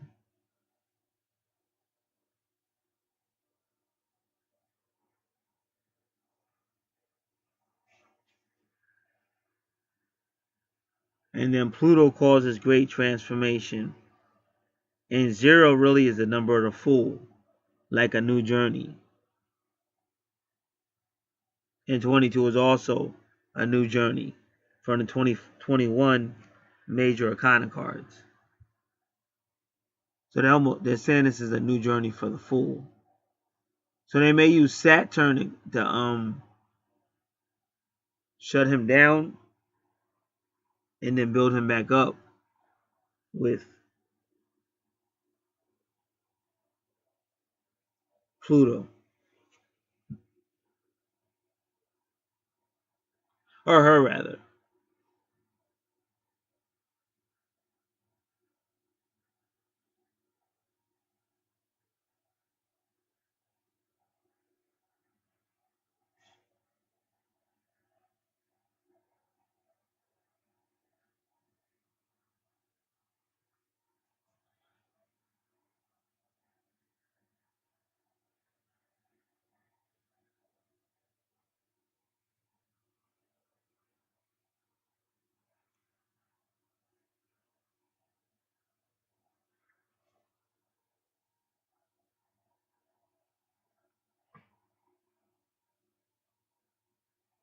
And to find out what's going on in the 5th house, we kind of have to follow Capricorn that rules the 10th house and look at what's in the 10th house. Ironically, it's the family.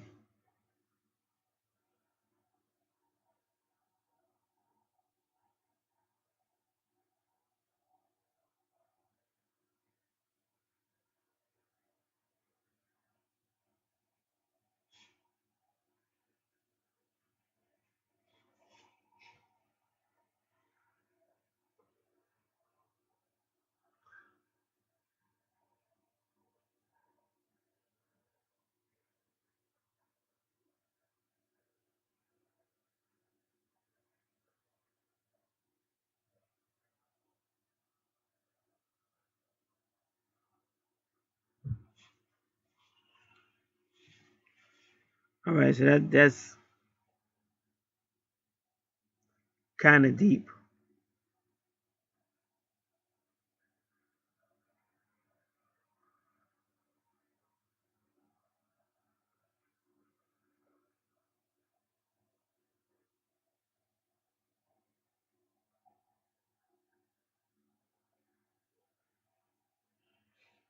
But that's what it looks like in the 5th house. It's like the universe through Saturn and Capricorn primarily, they're doing their best to just slow Leo down. Like they don't want Leo to have so much fun. And also, if they're slowing Leo down, they're also slowing down Venus. Which again, you wouldn't know the reason why.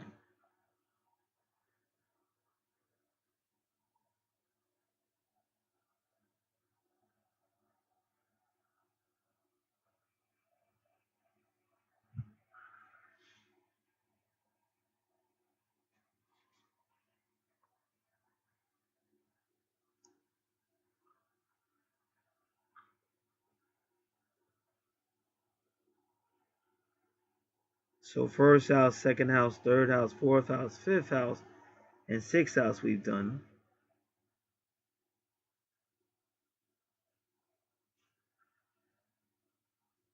12th house, 11th house, 10th house.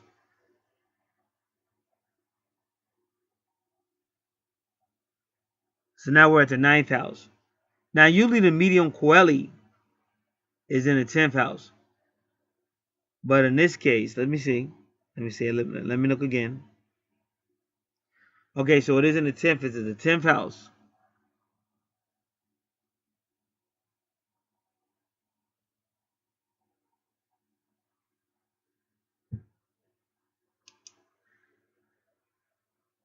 And 10th house with Gemini. Remember, the 10th house is ruled by Capricorn and Saturn.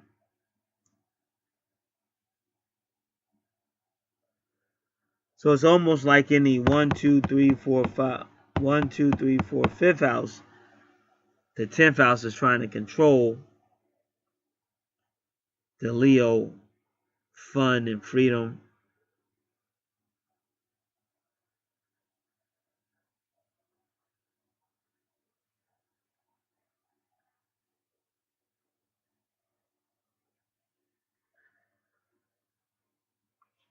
So again, we can't really figure it out, but the 10th house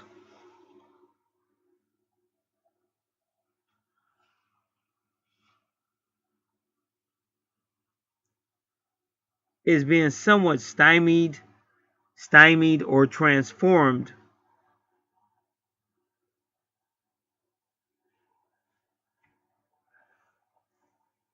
And remember, when you have Gemini in the 10th house, that means this is a person who will either have a part-time job, go from job to job,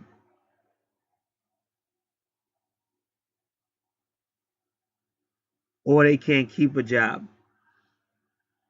because that's what Gemini does. Gemini represents the 3rd house of short distances.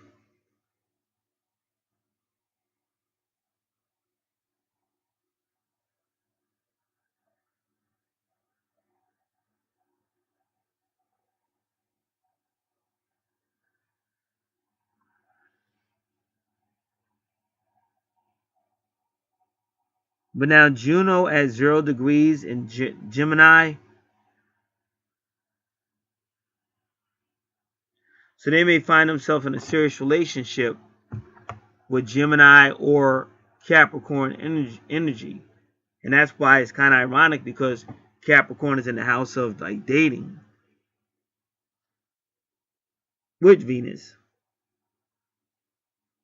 So is this the same person or a weird circumstance? It's not really known.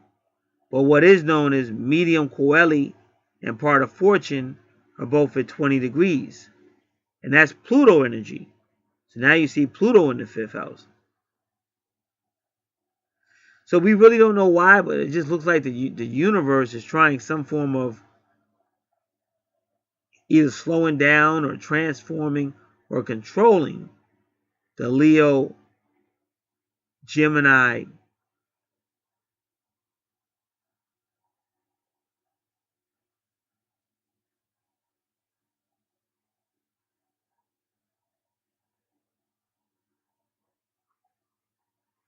these energies.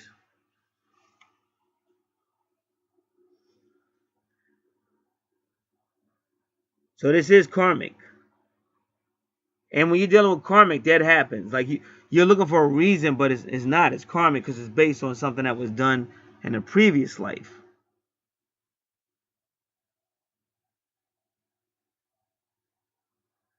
So it's almost like they're not allowing her to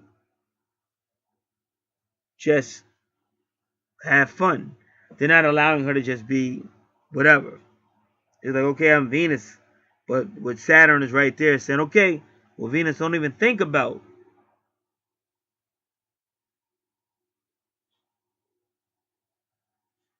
throwing discretion to the wind. Don't even think about it. And so you got all this transformation going on, but again, it's also based on judgment.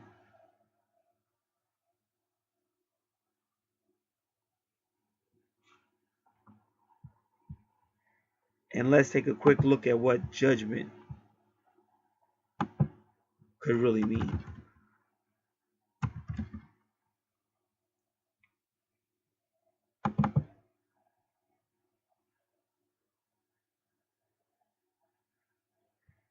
Judgment, rebirth, inner calling, absolution, freedom from guilt.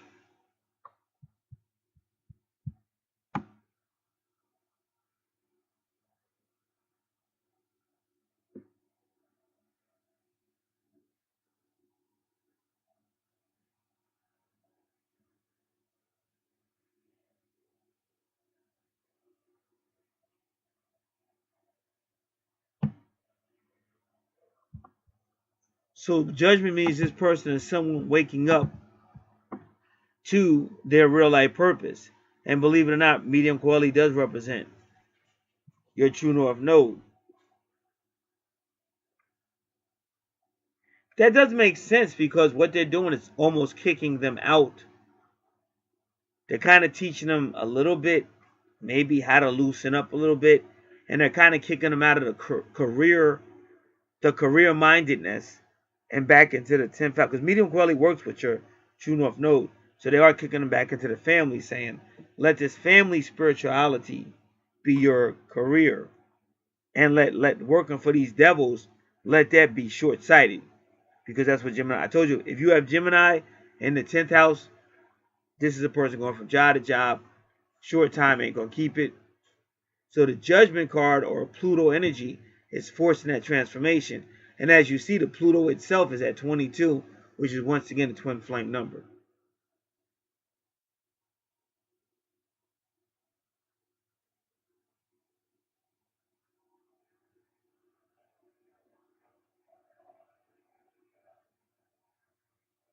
Okay, so Juno is at its beginning stages, but she's trying to be in a relationship with somebody with pretty much Gemini energy, or maybe Pluto energy, or possibly Capricorn energy.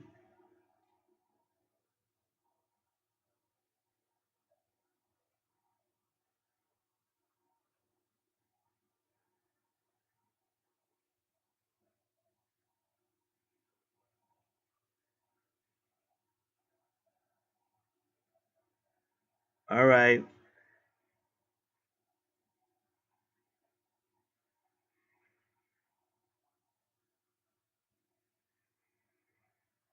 Let's just look at medium Coeli and Gemini.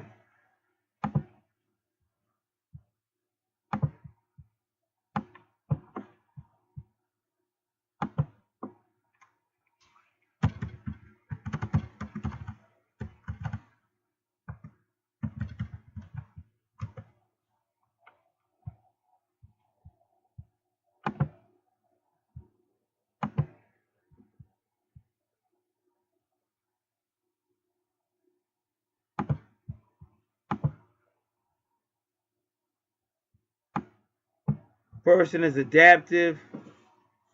They think they can manage everything at once. They may be doing two things at once.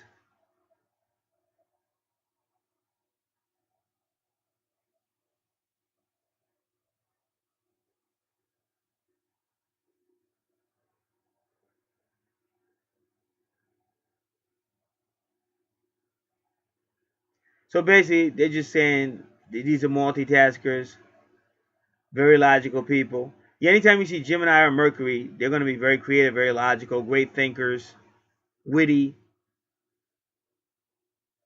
It says medium quality Gemini can remain calm even during emotional crisis.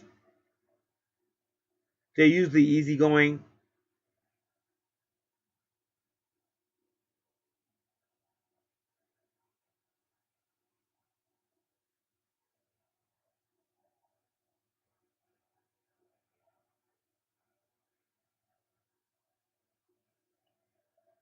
All right.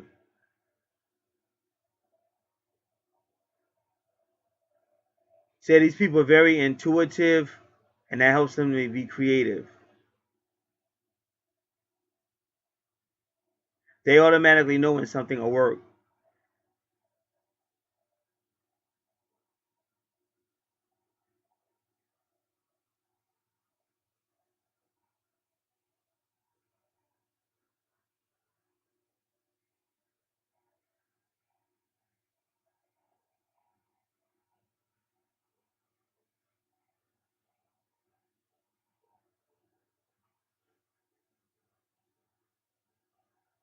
So they Gemini, medium Quelli, or midheaven. The medium Quelli is the midheaven.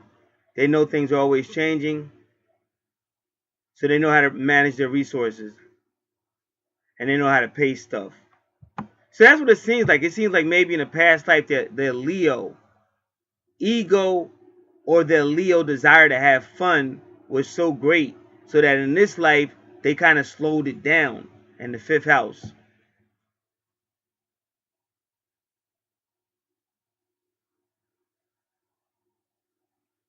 So a Gemini midheaven likes careers that use words or that deal with a person's mind or dexterous details. They may be political speechwriters.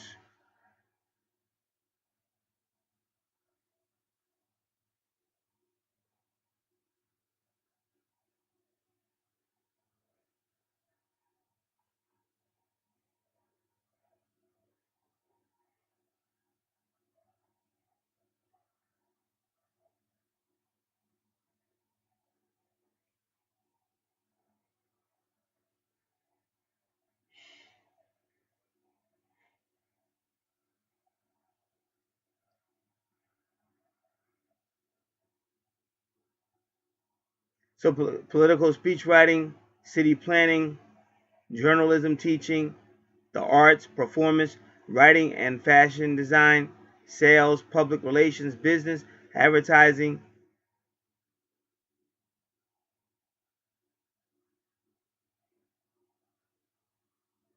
Fast moving careers, outdoor game playing, writing to the editor. Right, so I think we was at the 10th house, which is Gemini. And now the brother know I've been getting a lot of people with Gemini because that new moon, March 6, 2019, it got a lot to do with the Gemini. And see, my ascendant is Gemini. So let's look at this. So the 10th house is Gemini, but we were showing you how to get down with Pluto. Because what it looked like is in a previous life, a past life, whatever you want to see, but they whatever you want to say, but they had too much Leo, too much ego, too much confidence, too much, oh, I'm going to take leadership. So what they're doing now is kind of limiting that a little bit. Where in the fifth house, they really limiting into that, limiting that ego with Saturn, was karma. It's also past life. It's also Saturn controls time. And in Capricorn, again, is career, which is really the 10th house. So they're kind of trying to limit their ego, their Leo in this house, and kind of like increasing the third house. And if you notice, even in the third house, you got Scorpio. But the brother right here, he's the father. He got to take that report and just learn the 8th house. Learn the 8th house is ruled by Scorpio. So he's going to be focusing on her 3rd house a lot and then her 8th house, which we're going to get to. But it looked like in her 8th house, she got another, that's like two energetic degrees. That ain't no joke. But like I said, I would never, I'm going to say it again, never, if you got a child that ain't afraid to take leadership, don't make that child feel guilty. Because that might save their life one day. And that's why I said, people be, it's a mistake some people still make.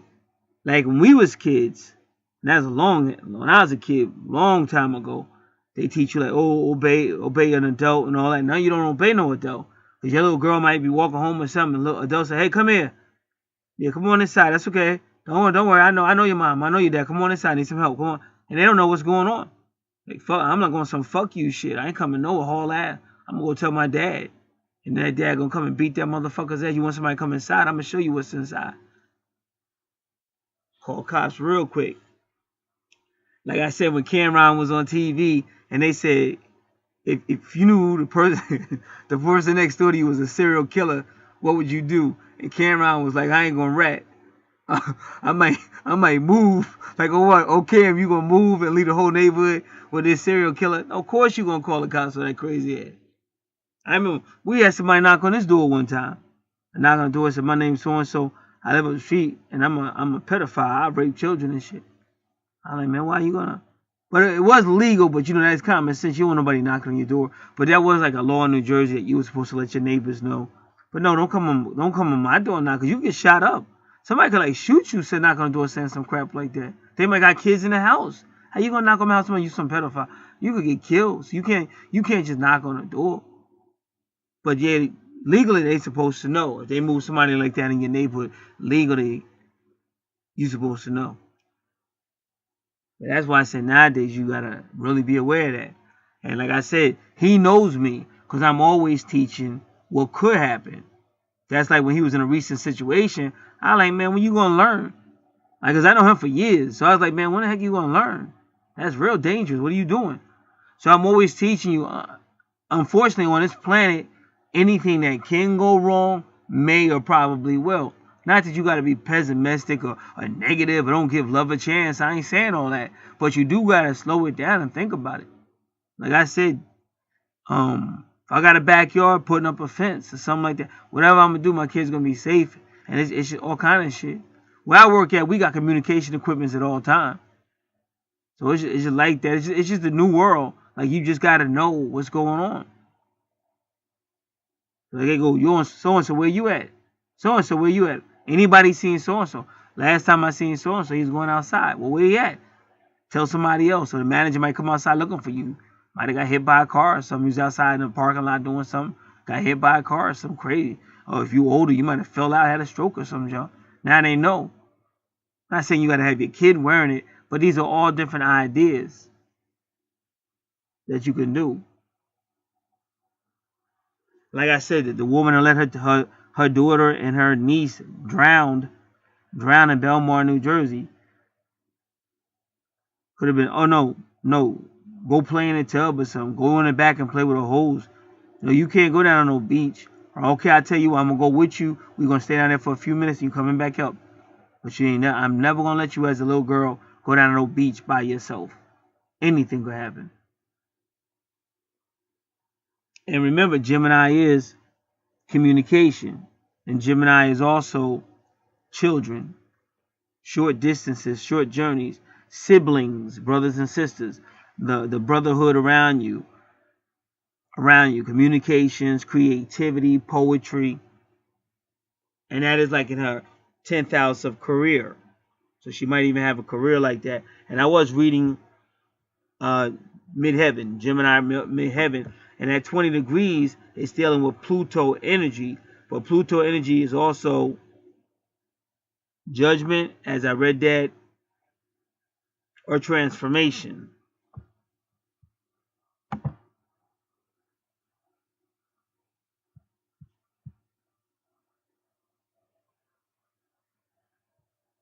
All right.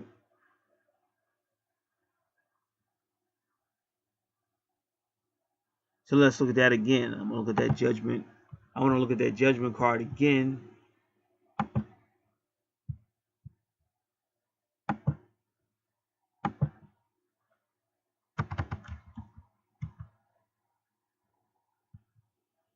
It's now 9:10. That's my Duke's birth date.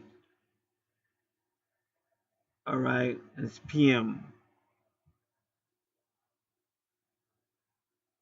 All right, just give me a moment. I'm just looking around. All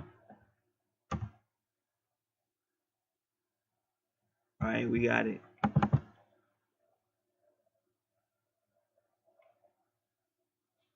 Rebirth, inner calling, absolution, or freedom from guilt. That's what the judgment card means when it's upright.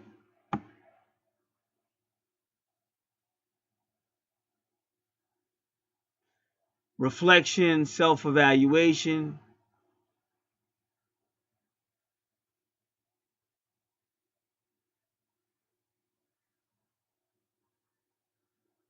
By reflecting, you can come up with a deep understanding about common themes going on in your life or throughout your life, and you can learn what you can do to change or avoid these situations or even improve them. The Judgment card can also be a meaning you have an epiphany or awakening.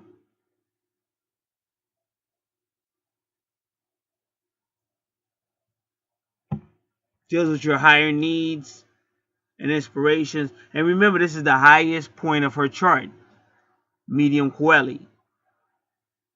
So she might have one of these moments at a certain time in her life and stuff like that.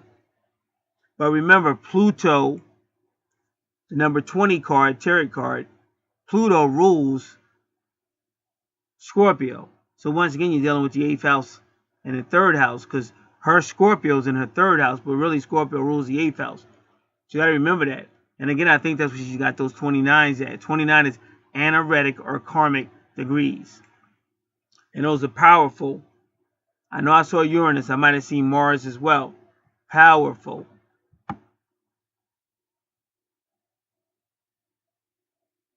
So it means all the pieces of the puzzle of your life are finally coming together to form one integrated picture of your life story. So it's up to how the father want to teach her, but like, man, I'm not tuning down. See, my friend C-Mac, rest in peace. His daughter was just like him. She was a go-getter. Like, she gonna be boss. And the fact that he died when she was still young, that's only gonna make her even more boss. Like, she's not gonna be no typical female. She was with her dad. She's watched her dad. She watched the thugs come through, and she used to be with us. And she thugged out. When I see how thugged that little girl was, I was like, man, she gonna be boss. Like, she ain't gonna be no average little girl. And I'm sorry, y'all, but that's where we at right now. You don't need no little kid. Because C-Mac was dating this female from the islands, and she was still teaching her kids to say thank you and please. And like, if we was having barbecues or eating or something, C-Mac's daughter would just come and grab her shit. Grab shit off your plate and stuff. But the little girls from the island, they was going, could I have some please? And thank you. So I looked at the mother, I said, yo, I don't mean no disrespect, but you better teach your daughters how to go get that. You better be more like C-Mac's daughter. And she like, nah, I know what I'm doing. I said, nah, you ain't understanding. Because all that thinking, they got to beg an adult. This is primary candidates for rape and shit. Primary candidacies for sexual assault. Because they don't know how to just be aggressive. Like C-Mac, ain't nobody just going to grab that little girl. And ain't nobody just going to play her out because she ain't that dude. She'll tell you quick. She used to tell off adults. And her and C-Mac used to fight. Like they be fighting. She would be picking up her toys, throwing them at him and shit. I said, oh, shoot. And I saw another dude do that, Blue. Now, Blue was alive Blue was 1 year older than me. And these dudes used to beat my... Like, I'm thankful to dudes like Blue. Because if it wasn't for them dudes beat me up, I would have been soft. But one time we was over Blue's house, and Blue was kind of like beating them little girls up. I said, man, what you doing? Because Blue had like 5 daughters, and they was really his daughters and stuff. I said, Blue, stop beating that little girl up. He said, no. And he said the same thing C-Mac said. He said, listen, these women ain't going to have no real men. They ain't going to have no real men to take care of them. They said, we teaching our women, our girls how to be out to handle that. And it made sense. It might even not make sense to y'all, but they're not going to be, because my sister used to beat everybody up. My older sister used to beat dudes up. Like, this is way before what y'all see nowadays. Way before MMA and female fighters and Muhammad Ali's daughter and all that. Nah, this was way before that. That's like my older sister was like phenomenal. And all the dudes that could fight, they were scared of her. So they was beat me up or something. Here comes Cheryl. She was like the Debo. She was like the Debo of the hood. They start running, the toughest niggas. And they would hear she was coming and running and shit. Wherever I was at, if somebody tried to bully me, they said, leave him alone. That's Cheryl's brother. They leave me alone, start patting the dirt off my clothes and apologizing and shit. See, a chick like that, less chances of her getting raped, because she ain't going to just sit there and let somebody, she ain't going to be afraid. She going to fight. So that's how you got to train your kids. That's just the way, that's the way you live. Like, we got to stop this stupid stuff, this fantasy stuff. That old school shit is over with, my nigga. They could be in class. Teacher might be such a pervert. He'd be like, so-and-so, step outside. I need to talk to you. You don't even know what happened. He pulling some closet somewhere. Because they be so hot. They be like, you know how perverts are. They be like hot. And they don't care. They need it so bad they do it any kind of way. So your kids got to be trained. What if this is what you do, and don't worry, I got you and shit. And that pervert, he gotta die. Like I don't even play games. Touch one of mine, you gotta die. I gotta figure out a way to get you that I don't get arrested and shit. But you gotta go. Ain't gonna be no tap on the shoulder. Ain't gonna be no I forgive you. Not until you dead. Blood gotta be spilled. Touch anything of mine, especially if I had kids or something. Blood gotta be spilled before there could be any type of me trying to understand what happened to you that would lead you to hurt a child. You gotta die. And believe me, if that stuff went on, like all this Vatican and all that raping kids, if they came for them people, the moment that happened, like Kanye said, it wouldn't have been no 400 years and all that, because they would have known. And that's what happened in the islands. They tried to make those people in the island slaves, like over in Haiti. Them people started killing people immediately. And they said, okay, y'all free. Y'all free. Excuse us, we made a mistake. Wasn't no white supremacy over there, because them people wasn't having that bull. And when people know you as such, they're not going to mess with your kids and shit. They're going to go somewhere else because they're going to know you too crazy. So that's the way you have to be if you're really trying to preserve your child alive, because you can't be with your child 24 hours a day, 7 days a week. But you can darn sure train them how to handle that.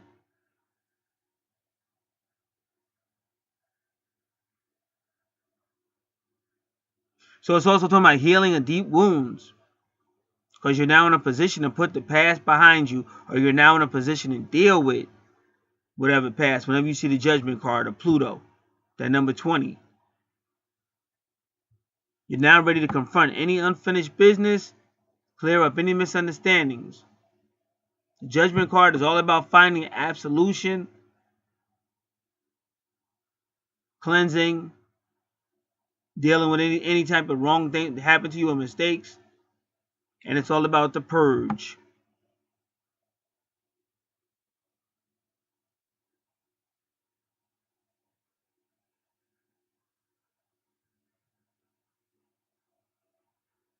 The Judgment card offers life-changing decisions. Now, the Justice card requires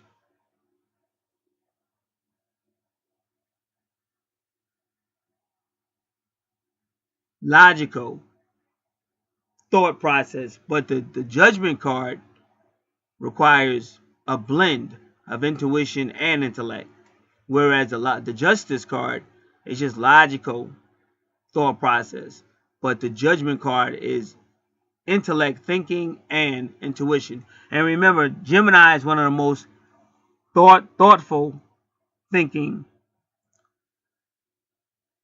of the zodiac, because that could even be some type of judge position.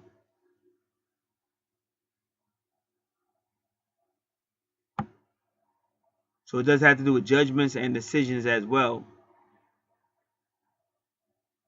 And if you still require clarity, you're going to look at your past. But like I said, this is also dealing with past life, because it has to do with that Leo. But like I said, you don't never teach a child not to be a leader. So however you do it, because like I said, that would be difficult for me, but I would never minimize that, because that might save them one day. And that's why I say I'd rather train my own kids. I ain't about sending my kids to nobody's school because there's so many perverts. And somebody, how can they develop your child? Not they trying to teach your kid. Oh, your daughter too aggressive. Well, maybe she need to be. Oh, your daughter always the first one to go get it. Well, maybe she need to be. Well, it doesn't sound like it being very helpful. Why would I help you? You work for the damn devil. You work in a damn democracy. You working for damn demons. You ain't gonna tell my daughter. You ain't gonna tell my daughter what to do. Like my sister's report card sound like this. This is 5th grade. Please tell your daughter to be quiet. Your daughter's always talking. Oh, would you please tell your daughter that she's always talking? Now that sounds funny and hilarious, but again, that's balls. Balls. I'd rather get a report card like that than some bullshit where they don't let your daughter get raped and then they're gonna lie about it. Oh no, we don't know what happened. Oh, she wasn't going out the room for 30 minutes, but all the kids say she was. Well, she was, and that was a mistake. How can 10, 15 kids be lying? Oh, because they just don't want to get sued or no junk like that. They don't want the truth to come out. Them people don't give nothing to care about your daughter. What about all these places where the kid go to school and they cut her hair? Come here, you black girl. We going to cut your kinky hair. Come here. We going to take it back in and straighten it out like Darla's hair. You going to look like Darla when we get finished with you. Like, how the hell you going to touch somebody's kid's hair? You ain't got no right touching nobody's hair. And get away with it. See, where I come, we don't play that. We don't play that. Like a motherfucker lose that. Like, touch my daughter's hair if you want to, motherfucker. You going to see me up in there. I'm crazy. Put on a janitor outfit and shit. You think I'm a janitor and shit. No. Walk over the fucker. What room is so-and-so in? Oh, room 220. What? Oh, I bet. Oh, no, just cleaning. Oh, don't worry. I'm just cleaning over here. See, I'm sweeping. Not going. No. Soon as I get to that room, I'm on that motherfucker's ass and shit. Beating the fuck. You touch my daughter's hair, motherfucker, you gonna die.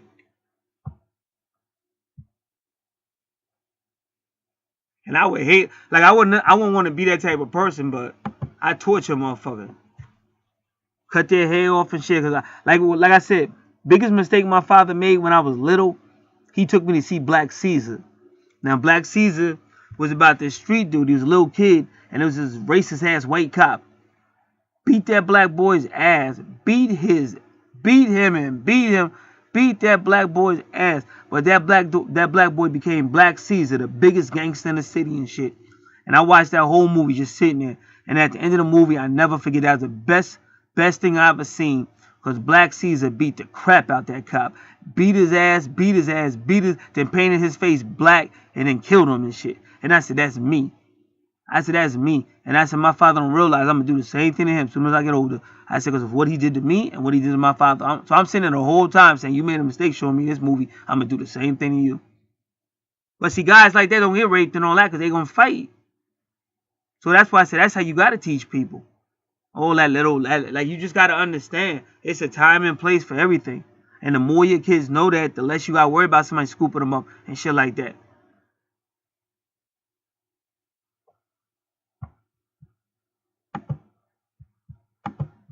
You see somebody like Dolo, he be teaching them kids that all that stuff Dolo believe, all them kids, he be learning every last one of them, and he raised them kids up like soldiers. This is a different day and time, and that's how you supposed to do it. And the reason why we ain't really getting where we need to be, because ain't nobody doing it. Y'all keep raising the kids to think like slaves and all that, and that's what they act like. That ain't their fault, that's your fault.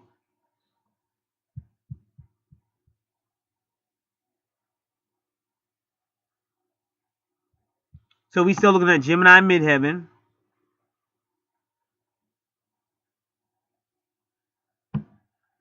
Gemini midheaven, Gemini medium Coeli, because medium Coeli is midheaven, is meditation, helping them to stay grounded. They need space to think.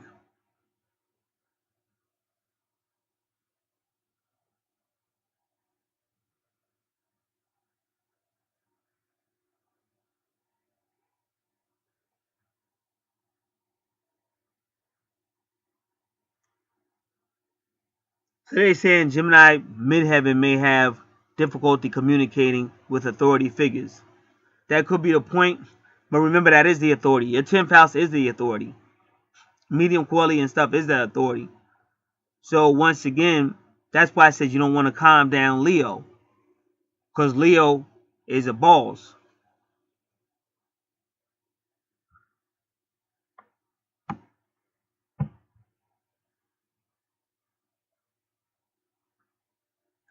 See, our little girl, my niece, you know, she was boss from day one. And when she was a little girl, she was like the Pope. Because our family was always real dysfunctional, but nobody wanted to make her sad. So then people that normally want to argue and fight, they wouldn't do it around her and shit. And like she would come through the house, and if anything looked effed up, like she would go to the wall, and the wall was messed up and need to be painted. She would go, ew, bad. She would be like, ew, bad. So then my mother would go, oh, we gotta get that painted. We gotta get that painted. And any other time, my mother don't care. It's just the way it is. Nigga, I'm not wasting my money on that shit. So what? But that little girl would go, ew, bad. Ew, bad. So my mother would go, okay, we gotta get that wall painted and shit. So I started calling that little girl a Pope, because that was around the same time Pope Benedict came to New York, and they was trying to clean New York up. Places in New York that had been filthy, dirty, and disgusting for decades. The moment Pope Benedict came to New York, they was cleaning up the streets and painting shit and all that. So I called that little girl. I said, that little girl like the Pope. Everywhere she walked, they go out of their way to clean it up to make it look good for her.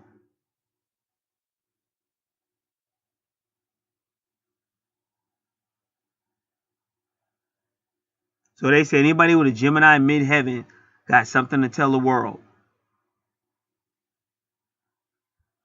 And when you're dealing with the Judgment card, you're dealing with Archangel Gabriel. Just so y'all know that. And again, Judgment is still dealing with death and resurrection. And let's do number 56.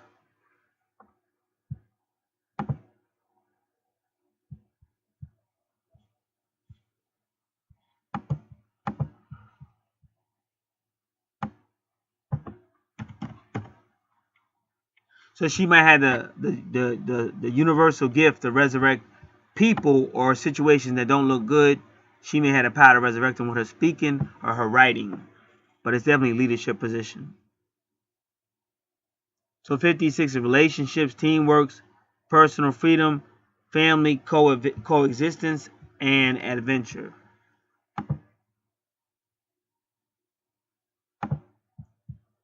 And 27 is the diplomat. And sometimes that could be two people. Now, Juno right there. But Juno at 0 degrees. Now, believe it or not, that's Uranus. And I forgot to mention that before. I always go 0 degrees the Fool. But that's Uranus. Now, why is that important? Because Uranus rules her sun sign, which is Aquarius.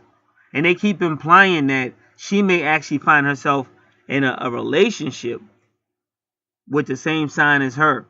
Because you saw with her sun sign, 1, 2, 3, 4, 5, 6, and the 6th house was his Virgo, but her ascendant is also Virgo. So she may find herself in a relationship with another Aquarius. And then you see it again at 0 degrees Juno, because 0 degrees can be Aquarius, Uranus, and Uranus rules Aquarius, because that's a Fool card. That means it's a new beginning, and you're put in this situation by putting faith in a high priestess. But what I'm trying to teach you is the high priestess who sends the Fool into his journey. That's initiation at 0 degrees. But she's a high priestess. But a lot of people don't know the Archangel Gabriel is also like a high priest. That's something most people don't know. And even Chamuel, Archangel Chamuel, he's a Taurus energy. See how Taurus is right there? But Archangel Chamuel is also a high priest. And people don't know this stuff. And then the high priest is always Taurus energy. Anything with a number 5 is also the high priest, because that's the Taurus energy. And that's why when you study your Bible, it's always talking about Archangel Gabriel, Mother Mary, and Jesus. And then when you read your Bible when Jesus grew up, they be talking about the high priest, Annas, or his brother Cyrus, or not Cyrus, but it starts with a C. Ananias, or something crazy. But it's two high priests in your Bible, 2 men. Annas, Ananias, and the other one's a C or something. And another one, when Jesus said, Father, glorify yourself. And then the angel said, I have glorified it, will glorify it again. And they said, the angel has spoken. And it sounded like thunder. That was Gabriel again. So Gabriel is a high priest too. So you got to notice, because like all around her, it's all around her 10th house. So that's showing you the power that's going to be backing her up. That's why I said when you really know what you're supposed to know, when you really believe astrology, and you start building your life around it, you stop the stupid shit. Because I don't give a fuck with nobody on planet Earth talking. I don't give a fuck. They can kiss my yellow ass. But I bet you I'm going to stick to that natal chart. So you're not here to play games. And that's why I'm worrying about none of this. Stuff going to come. Stuff going to go. I got a lot of crazy stuff going on right now. A lot of Virgo energy driving me crazy. And that's your health too. And that's how I woke up. I was like, oh, not today. Left side of my body is stiff. Oh, no. They mad. They just have to be mad. But I done told the boss what it is. And me and him had a long talk when I first started working there back in 2018. So I like, I'm just going to have to call. I don't want to, but I'm going to have to call, let this dude know. So he ain't even say nothing. He like, all right, don't worry about it. See you next day. Hung up the phone. But that's because I don't put my opinions on no physical shit. I put my opinions on spirit, natal chart, zodiac signs, which really is. That's how they found Messiah. The same shit I said. They found a Messiah on what I just said. The star, natal charts, and stuff like that. And that's why this gentleman, he done known me since 2014. That's going into the 5th year. We passed the 5th year. He done known me since around February 2014. Around that time period. It's now 2019. And he's wise enough to know you don't make no moves without natal chart. Even if you just use it as a gauge, you don't have to make it. You don't have to let it direct your whole life, but you still got to gauge what's going on. So now you see the moon, which is Gabriel. The moon is also the high priestess, and I just got finished telling you that the Chamuel is also a high priest. Taurus energy, that's Chamuel. And in tarot cards, the Pope number 5 is also Taurus energy. So when they say, oh, Jesus was born on the 25th, oh, so maybe he wasn't. But when you talk about esoteric, that's the high priestess, number 2. And number 5 is the Pope, the Taurus energy. And then when they be talking about Saturn, Saturn is the bull. And then if you want to get into the bull, you're going to get into what they call the Moors, the ancient Moors with the bulls. So a lot of stuff we don't understand and we get mad at. But what I'm trying to tell you is, it's never been a day that Gabriel's not in control. It's just that he knocked out the melanated people and put white people there. And then the white people took the science. So we don't necessarily understand it. Just like they said, the Gregorian. Now, how many times have I told y'all anything with a Gary, a Greg, Gregorian, Galilee, Gracious, Grace? All that shit is Gabriel domain. Garrison of the Philistines, Garden of Eden. Just like when they kicked Adam and Eve out the garden, the angel showed up with the flaming swords. That's all Gabriel territory. Whenever God came, his voice was shaking the mountains, and his voice sounded like thunder, and it was flames of fire, and lightning falling all around, and the mountains was on fire. That was the presence of Gabriel.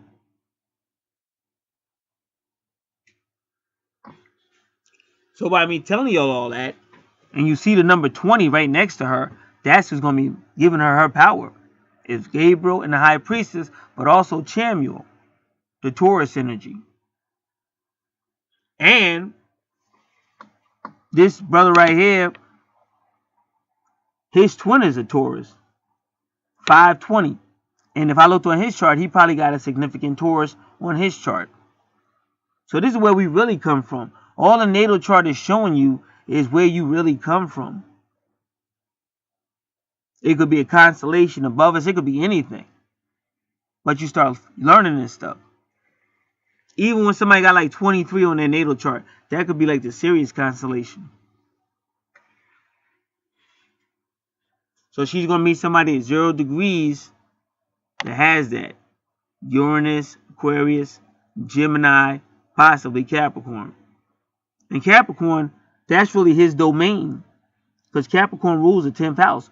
But that's the card number 15. And that's called the devil card, the Capricorn. And that's what Bobby Hemming used to teach. But she might not have to worry about 15. Because she's higher than 15. Because 15 means you're bound to the material world. So if you notice, even though she's in the 10th house, you don't see no 15s. Because she's higher than that.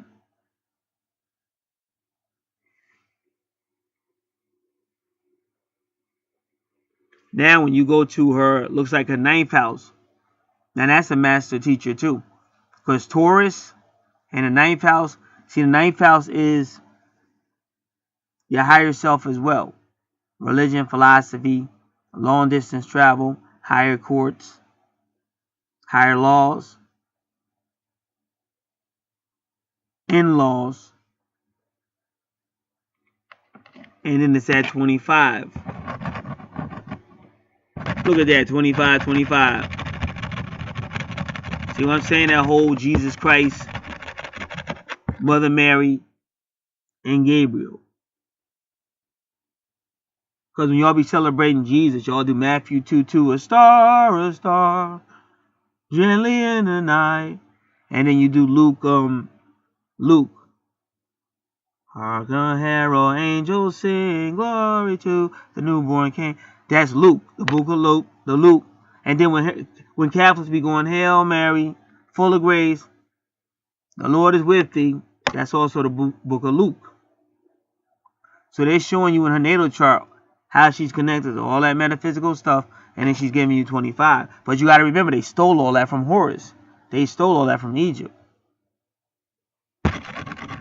So she got 25, and if you wanted to add it up, you got 50. And if you go back to her ascendant, there go 50. And I told you that was Mother Mary or Isis or the Black Madonna. So how could I be wrong, my nigga? See, he know I ain't lying. That's why, let me tell you, me and him go back and forth. I used to be cussing his ass out, and he know it. And then one time, like I said, he would see. Ain't nothing wrong with being in love. I think being in love is beautiful, but don't be stupid. I'm gonna tell you like my uncle told me. So I used to be the same way. That's why I understand him. You want to be in love. You want your woman to support you, and you want everything to be right. But nowadays, a lot of women ain't doing it, and some of them they don't even mean. They don't mean to hurt you. They don't even mean not to fuck that dream up.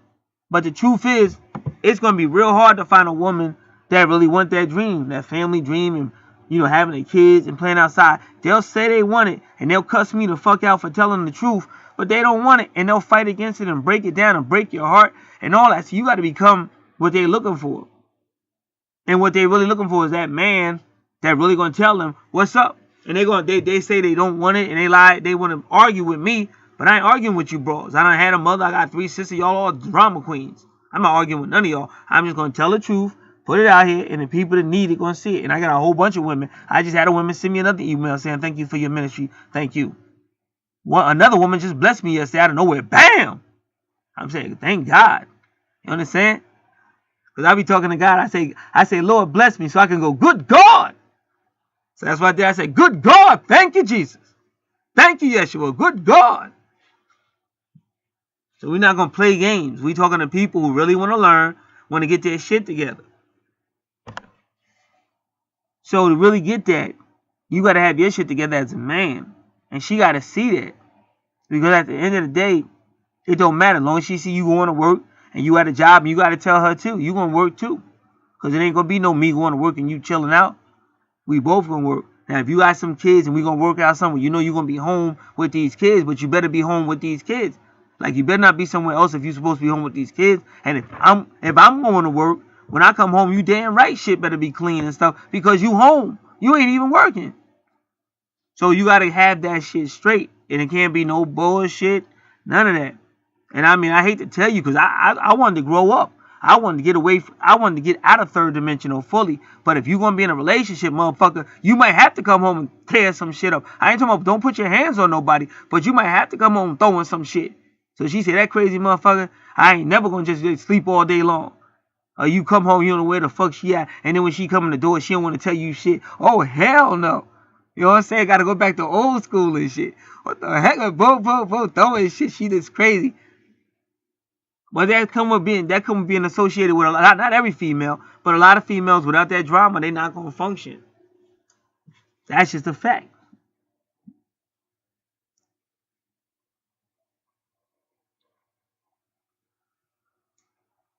And when you look at the moon and stuff, that's emotions. But it's also the divine feminine. So that is the high priestess. 2 is the high priestess. That's her number. 5 is the Pope, the Hierophant. That's number 5. And then 25 usually is associated with the birth of the Messiah. But it's also Horus.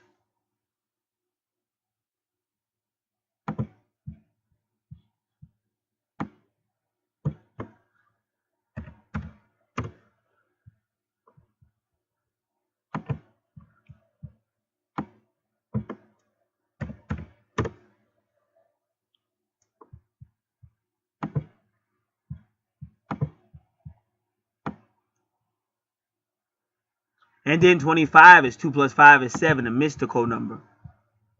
And this is all about intuition. And it can even connect you to planet Neptune, because planet Neptune it resonates with number 7, which is mysticism and spiritualism or spiritism, and number 7 or intuition.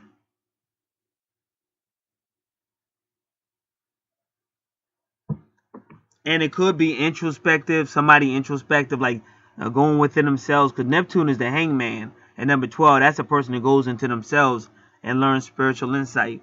Introspective, spiritual, it could be team-oriented. But this person, at number 25, this person is interested in the knowledge and the wisdom of her life. And again, knowledge, that wisdom is definitely going to be the divine feminine, the woman, and knowledge is, to me, is probably Gabriel. Because that's your original twin flame is Gabriel and wisdom. And you see them together when Jesus was born. And if you go to big head scientists, they tell you that it was Gabriel that slept with Mary. And they're not the only one to say it. I was listening to one of Dr. York's followers, and he said it too. So they said that the Messiah was a product of Gabriel sleeping with Mary. And that's why even Islam is a product of Gabriel. And that's why they all rep the moon, the crescent moon. And when I got my calling, it was through a literal crescent moon. It came to me in the dream first, and then the very next night I was shopping around 2 in the morning, and the sky was pitch black. When I got home, I went in the house to put this food away, and I was coming back outside to the garbage. When I looked to it's like the east, the southeast, that same crescent moon was out there with Venus above it on its right side, on my left side. I never seen, and I knew something was up. And the same time that happened there was a UFO in Texas, Stephenville, Texas. And it was flying around George Bush's ranch because he was still president. And this is right when Obama was coming in. And this is when they first started going, yes, we can. Yes, we can. And at the same time he started going, yes, we can, they dropped a book about Farrell Kennedy. Because that's who he really was, his bloodline. So that's how I really got called. And I knew by that crescent moon was only white by about 5%. And I knew what that meant because I used to train with the 5%ers. And that's the annihilation of this oppressor. And that's why when the moon is going crescent or going a new moon, it's going to go fully black.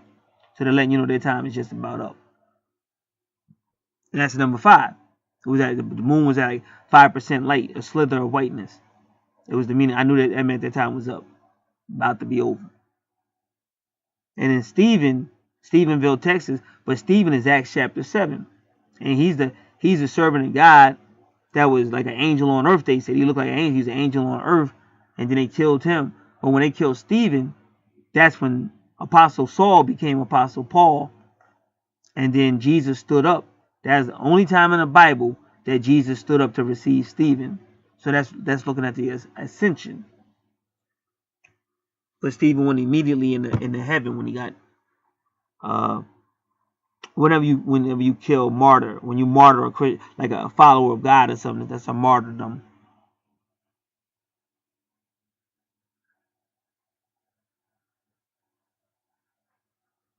And that was a Scorpio moon too when that happened. And now a couple of days ago it was a crescent moon, but it was in broad daylight all by itself. And then I've been so busy I had no time to figure out what it meant. So when I was doing somebody else's reading, that's why on this channel, Archangel Revelations and Prophecies 444, it's like a 2-part video, and it kind of adds up to about 8 hours. But during that video, they interrupted me and showed me what I seen up in the sky with that crescent moon in the southeast, which was only like 3 days ago. But now I'm gonna have two different 8-hour videos on, because another person came, and it literally took me close to 8 hours to figure out their natal chart. It was a big mystery, but I finally figured it out though. So all that about role playing part 2. Part 1 ain't loaded yet because that's a 5-hour video, 5.5-hour video. But that'll be loaded too. So right now it's Thursday evening. So by Friday, sometime Friday, you'll see part 1 and part 2 of that video on this channel.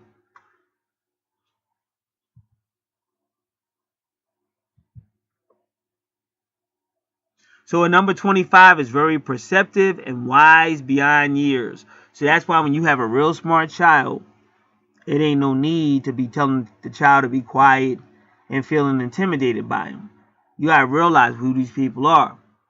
Now you gonna have somebody walking around you that has the same vibrational frequency as the divine feminine, the divine masculine, the divine priest, and the divine female priestess. That's who she is. That ain't no joke. That ain't me just making shit up to sound good on YouTube. That's real.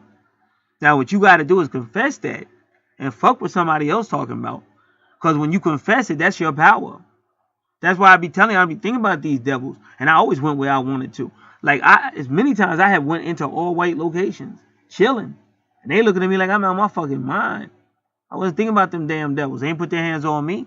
Just like when I said where I come from, it's different townships. And if you go into one township and they find out you from that, they're going to beat your ass. They ain't put their hands on me. I'd be all up in their high schools, all up in their parties, all in their dances. Them people ain't touch me. So sometimes when you really know who you are and you confess it, it's different. And if you really do got a relationship with God, he will protect you. But that's what you should be confessing to your children. And you see Dolo doing it.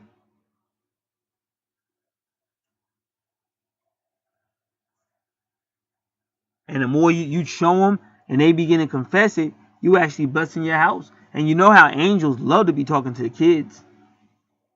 But the more the kid know, like the communication can only get better because the kid got a better idea of who they are. Like I said, you only in white supremacy if you accept that shit. I didn't know white supremacy. White supremacy is in my way. Your 400 years is up. You in my way. What the fuck you talking about? You get the fuck up out of here.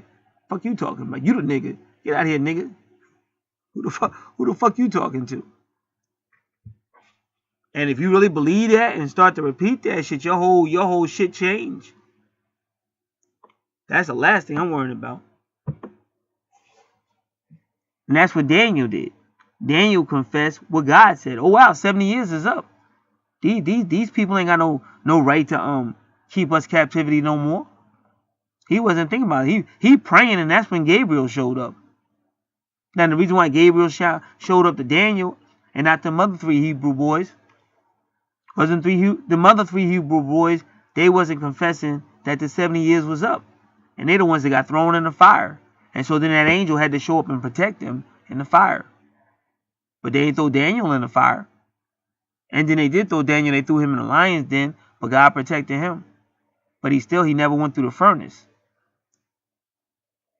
And you got to understand, in your Bible, lions are almost the same as Jesus Christ. Like if you go to Psalms 104, that's all about God's organization. And I'm pretty sure they mention lions. So Daniel getting thrown in the lion's den is not the same as being thrown in the furnace. Because the furnace represents hell, or hell on earth. And that's why in Revelation chapter 3, Jesus said, because you have love, which means you obey my commandments, John 15, verse 10 to 15, y'all not going to go through the great tribulation. So that was like the Daniel class. They like, that's what you call the ascended. They're going to ascend. But the other people going to have to go through that hell on earth, which will be the final purge. The final purge before the coming again, which is upon us. If you believe the 400 years is up, then you know we getting ready to step into the final purge. So here I go, Psalms 104. And they also talk about Leviathan, because Leviathan is the beast. And like Bobby Hemmett taught y'all, the beast is actually your liberator. The 666 of Revelation 13, he's your liberator. And that's why they call him the devil and work for the devil, because they don't want that to happen. Because that's the end of their white supremacy.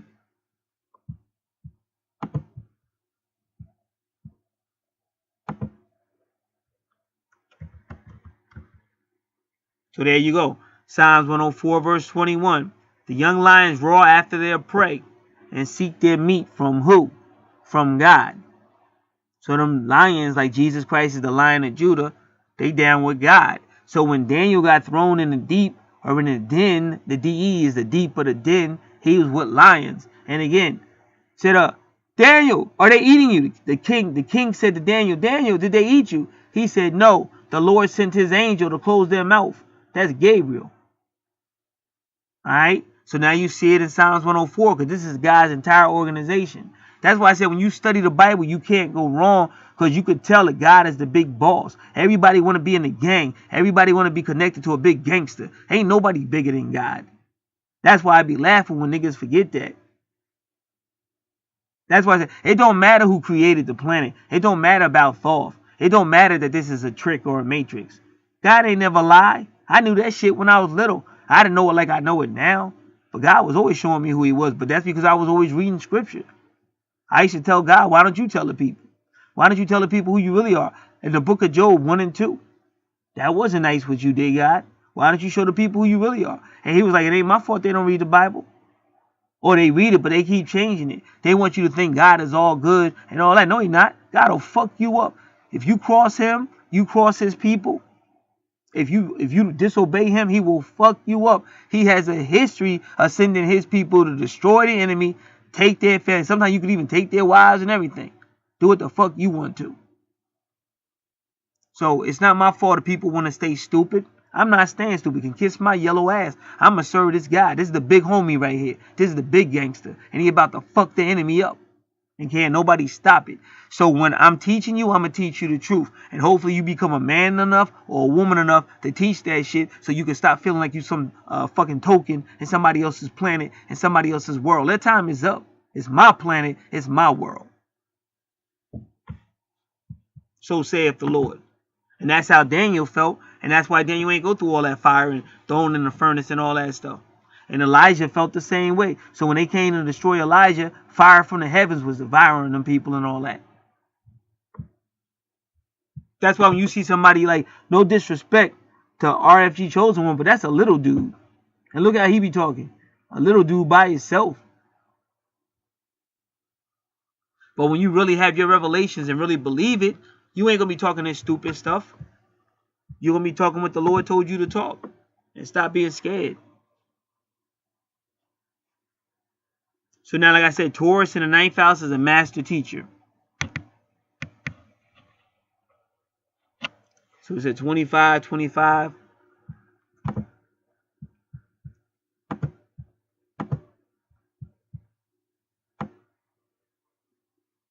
And 25 is also the law.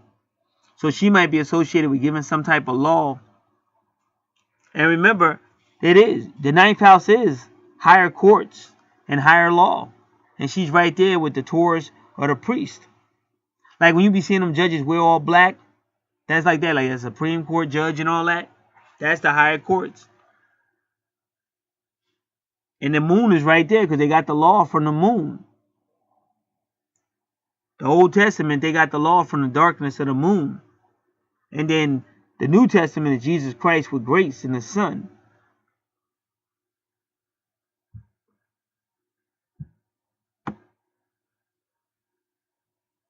So that's why you never want to calm your child down when they showing leadership qualities, when they show they're a thinker and all that. All you got to do is say, well, baby, I want you to go outside and play. But what time you think you're going to be done? Because we wanted to get you outside before it get too dark or get too cold. And she be telling you, okay, I study for 21 minutes. And you be like, okay. And then you get them out. So that way she ain't just always studying, because that's not good for anybody. Only nerds like me do shit like that.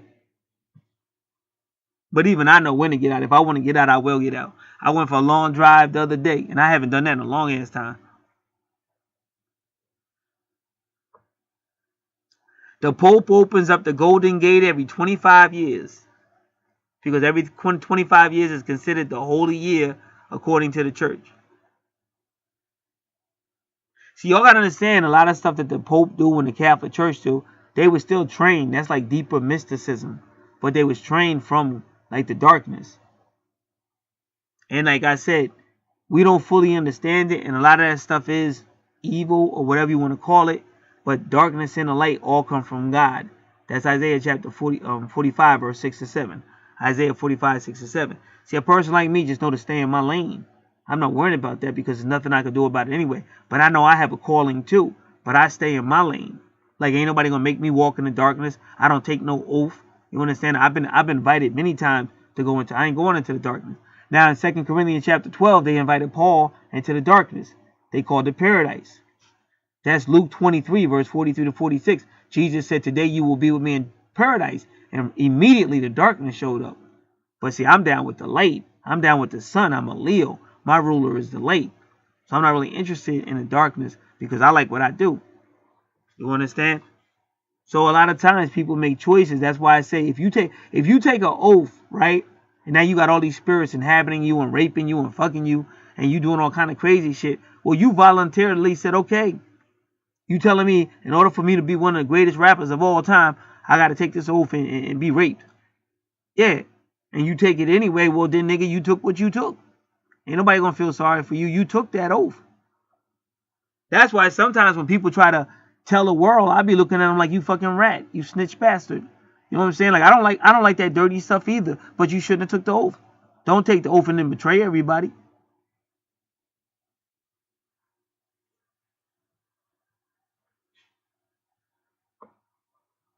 You should have been man enough to say no. Or woman enough to say no. But you wasn't. And now it didn't work out in your favor. And now you want to tell the world, hey, nothing going to happen. They're going to kill you, clone your ass. Or they're going to get rid of you. Just like my man Gucci, man. If you think that's the same Gucci man from back in the day, you out your fucking mind. And when you look at their faces, it'd be silky smooth. Like when you see people with real silky smooth faces and shit, those are clones. They make the real people no more. Especially when they change. They go from saying, no, I ain't. They go from saying, no, and all of a sudden, oh, no, now it's okay. You know, you ain't talking to the same person. Their whole philosophy has changed. That ain't the same person.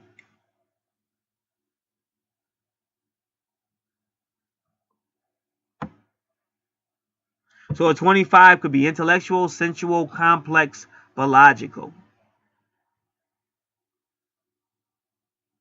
So they can be very irrational, and their minds may take precedence over their emotions. And they're real good at multitasking, so they can complete a lot of projects. But the only thing is they be spending too much time alone, and sometimes that's not good for children. But the parent got to know what to do. But all you got to do is to combat it. Say to them, well, okay, you know it's gonna be dark. How much time? Because you want to go out and get some air, or you want to go outside for a while. And they say, oh, okay, give me 20 more minutes or something. You give them 20 more minutes to go outside, take them for a walk, or let them play with their friends and stuff. So this person, 25, gonna like philosophy, and that's the 9th house, psychology. 9th house, metaphysics is the 8th and the 9th house. In other fields of science, 8th and 9th house. They tend to express themselves artistically. That's the 3rd house, 5th house, 8th house. Could be the 9th house as well.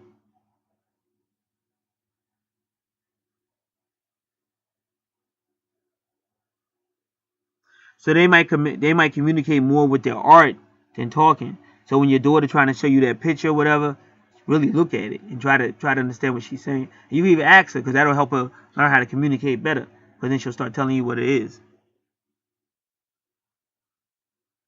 25 is both emotional and spiritual.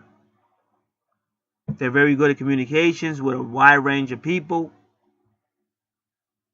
And remember, if you're dealing with a priest and a prophetess, you're also dealing with the prophet. And they say the worst thing about number 25 is they be too caught up with their thoughts. And they forget about the heart, like loving life or being forgiven. And they can also be somewhat hard. Because that's how Jesus was. When Jesus was a little boy, they say, okay, we're going to do it this way. He said, why are we going to do it that way when that way is wrong? And they would say, shut up, little boy. You don't talk back to you don't talk back to an adult. And they smacked the shit out of him. But they didn't know they were smacking God. So he would drop them. He would put them to death right on the side. And then the people would pray and say, oh, Jesus, oh, Jesus. Oh, please, Jesus, you killed the teacher. Blah, blah, blah, blah, blah. And then teacher, and he would say something like, next time he better know how to show respect for the Son of God. And then he would resurrect the teacher and shit. Jesus was airing people out. And again, the words I know, the words I say, the words we talk, because we don't know what his real name was when he was little. But God ain't gonna betray his own people. If you saying God's name wrong, but you really obedient to God the best you can be, that's all that matter right now. Because just like with Moses, he had to come to Moses and tell Moses, y'all didn't know my name, but I'm telling you my name now. But back you didn't know my name to this point, but now you're going to know my name. So when it comes time for you to know it, you will.